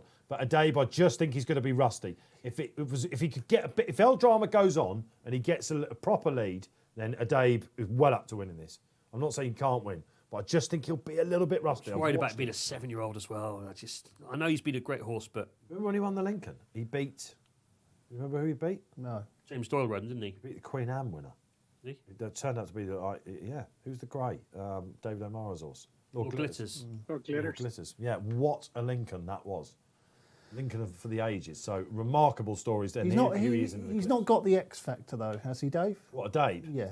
Tough to say that. Not a superstar, is he? What horses could go down under like he has at his age, if you like, after what he's done and do what he's done? But what horse could win? Remarkable What horse could beat Nick? Horse of the year last year for me, he was. Really? That's a big call, Dave. Mishriff. He was a Champions Stakes Mishriff has beaten Nick's Go, who won the Breeders' Cup Dirt Mile and the Pegasus. The Dirt best form. The problem is with Mishriff, he's not done it here. I know he's won at Newmarket, but he is not to do it here, though, is he really? a Brit horse, is he? When the ground was like an absolute bog. And the worry for him is the small field. I'm not too concerned about that. Yeah, you're not concerned at all. I know. This is one, isn't it? He's won the Shima Classic. He won the Saudi Cup. He's beaten a horse like Charlatan. Did you see how Charlatan and Nick's Go, two of the best dirt horses in America? Baffert. Yeah, but Nick's Go's performance in the Pegasus or the Breeders' Cup Dirt Mile, look at the figures that Nick's Go can run. And Mishriff just blew them aside. On dirt, yeah, but he's so versatile. Left-handed, right-handed, mile 2, mile and a half, dirt, turf, soft. He won his maiden on heavy at Nottingham. The ground doesn't bother him. He's just a brilliant horse. Where does the weight for age come into it here? Definitely comes into it. And again, that was the other thing about Adabe. I thought, can he give that weight to St Mark's Basilica? It is a thing that comes at this time of year, isn't it, where you think to yourself, oh, I'd quite fancy those two if they were racing off level weights. So St Mark's Basilica getting... This is his time, isn't it? The 3-year-old allowance. Absolutely. When was the last time? Can he take full advantage? The last 3-year-old to win it? Yep, go on. I did know, but it has escaped my memory now. Golden Horn? Roaring Line, yeah. There you go. Very good, Barry Orr. Straight in there. Last year, of course, it wasn't able... It was a freaky race, wasn't it? Because it was on Sunday, wasn't it? Yeah. And that's why everyone's now saying, we love Sunday racing. There was a 3-year-old in it, was there? No, it was Enable it was and very early in the Japan. Yeah. Guyeth, of course, Magic Wand, Deirdre. Do you remember the Japanese? I remember we covered the show. Do you remember all of a sudden we got loads of views from Japan, which was marvellous. St Mark's Basilica, of course, to the spotlight. Let's see what you're saying out there. We asked you what were your Eclipse picks. Frizzy Red goes, if they go slow or even pace, St Mark's Basilica should do them for toe. Quite right, Frizzy. If turn of foot is electric. Yeah, but Mishriff's is Absolutely. good. Light up his game. Mishriff's has got some proper turn of foot The too. battler as well. The stiff up he'll finish. Mishriff will love it. He'll He love the needs a hill. pace to aim at. I'm sorry. He'll eat the hill. He'll absolutely devour St Mark's Basilica up the hill. He'll just eat it. This is great, isn't it? We love this game, He's don't we? been Thank you, spot on Frizzy. so far. He made a big statement about Statement, and yeah. was spot Oria, on there, yeah. so Well, he's- tell this man. Tell him. Very annoying chap, let me tell you. But yes, this is why we have him on. Often he can be right. Steakhead comes on, great name, and says, "Total Eclipse and my heart for a Dave." Marvellous, absolutely. Lovely. That was that's a good line. Yeah, like the name Steak. Was that to Powell, was it? Total Eclipse of the Heart? Yeah, might You'd be. be a fan. A long time ago. You'd be a fan of that, wouldn't you? I actually saw them play once. That's what I mean. I somehow knew that the bear would have been to a Tapau game. Brilliant. I'm saying fact, I'm not sure I said that live on television. Epsom King comes on. A day for me in the next. All right, all going, just keeping with the best horse in the race on figures. And lastly, coming up, who have we got? Hugh Masson comes back on. Enzo was bang on about Mishriff last year. Will he be right about Royal Pagaille? Thank you, Hugh. Absolutely. Jump To give season, you that was- one of yours in your face. We can't mention jump racing during the flat season. Well, yeah, won't come off the bridle in a Gold Cup, he said after he won at How Haydock.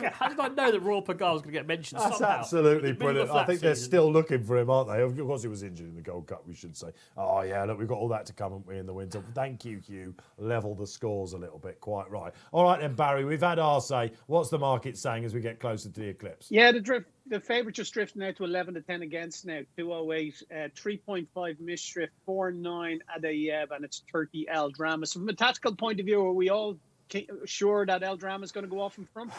Make the I think running? so, yeah, I think I he think will. it would be a surprise if he didn't. They've got nothing to lose, have they? Might as well make the running. I think I do think he might try and come over towards the stand side a bit. I'll tell you, right over to the stand Tom side. will not want a dawdle, so Tom the Pom, as they call him on a day, Tom the Pom, which is great. It looks magnificent. So a Dave, an El Drama, Mishriff, but we definitely know, I think, Barry, don't we, that St Mark's Basilica is going to be waiting under Ryan for that pouncing turn of foot. Yeah, that's the way he's going to run, isn't he? Yeah, like they're both Prix de Jockey Club winners as well, aren't they? And I just compared the times now, and the ground was somewhat similar, but Mishriff was 2 seconds faster in his last year. I don't know whether you can draw any comparison there, but And he got I just boxed thought in, that was Barry, an as well. He got boxed in that day. Remember, Joritsman just about a nightmare on Mishriff in the French Derby. He still won because he's so good. Yeah, he's Devastating. quick from now. He's just such a good 3.3 horse. now. Have you got posters? 3.3 on the exchange. Have you got a tattoo? If this wins, this is it, isn't it? When it all opens up again, we've got Graeme Rodway going down to Ditch Heat with the Betfair cameras and us. We're going to take him down there, and so he can show you actually how to train. And you're going to get a Mishriff tattoo. Where viewers should he have it? I shouldn't have said that. Not after last week and massaging horses and all that sort of stuff. Where are we going with this show?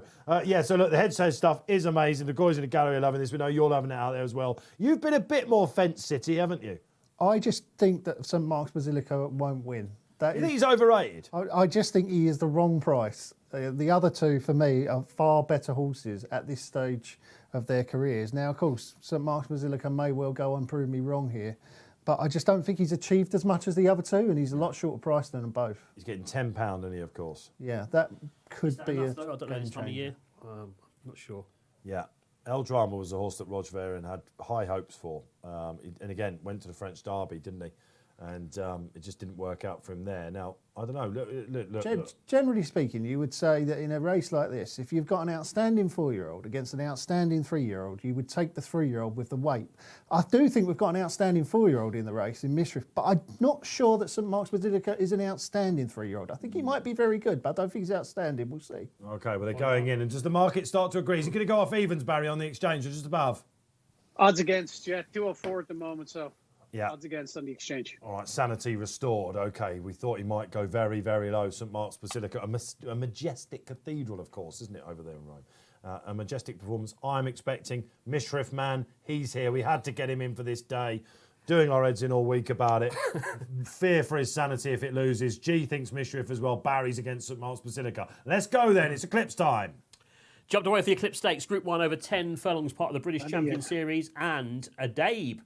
has gone straight into the lead. Mishriff is going to sit second. Ryan Moore has St Mark's Basilica in third place. Ryan's riding the horse just for the second time in this horse's career. The back mark was El Drama. I thought might make the running. Is stone last under Andrea Atzeni. So the 3-year-olds are third and fourth early on. Adabe in front. Mishriff a little bit key maybe in second. Yeah, Roger Varian thinking outside the box. He's thinking this is going to be just to find out a bit more about the horse and El Drama. Let's see what he's capable of. And it is Adabe out in front, G. And now they're going that tactical pace that we were worried about. Yeah, it looks fairly slow fractions.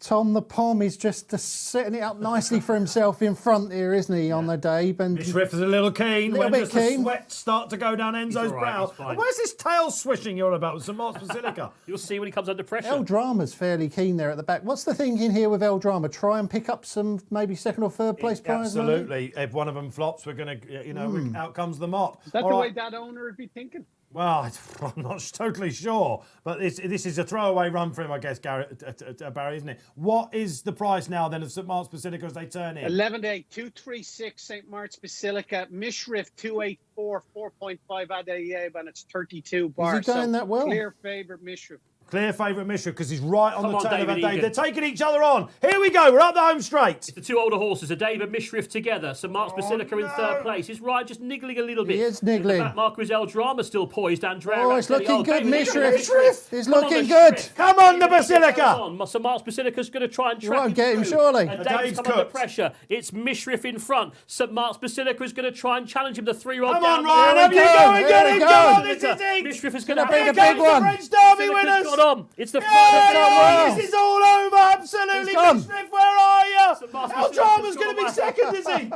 Mark's Basilica Absolutely. 4-5 legs clear. Mishriff couldn't go with him when they quickened. And it is the 3-year-old St Mark's Basilica who's going to win the Eclipse. And I'm going to get my coat. Adabe's going to be second. Mishriff third. And El Drama last of 4. Well done. to Oh, Ryan. wow. Well done, Wasn't that Ryan. wonderful? What a treat we've served you up there, Enzo, having to call that when Mishriff finally confirms the horse he is. All these foreign ratings that they bolster up, don't they? Absolutely. Come over here, the best racing in the I'm not world. sure what happened. He just went from cantering to nothing very quickly. That was a proper performance, though. I know that the weight for age definitely came into it around about a furlong and a half out. I think, that's when I expected it to come. But this is a proper colt, isn't it? Yeah, I think we're looking at potential outstanding, aren't we? That was the question going in. Was St Mark's Basilica an outstanding 3-year-old? And I think that he's proved that he is an outstanding 3-year-old. And I can't wait to see him again. He looks very good, doesn't he, Dave? Tail swishing. He was ridden. You called him a tail swisher.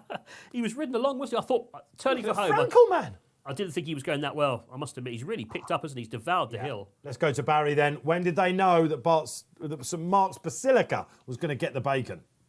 Yeah, St. Mark's hit a high of 5.0, so 4-1 on the exchange, would you believe, for 123 quid. And Mishriff hit a low of 135, if it's any comfort to you, Enzo. So 3-1 on for 155 quid. The winner gets a quote of 6-4 from 3-1 for the international. That's a big win for Siuni, isn't it? The side, that's massive.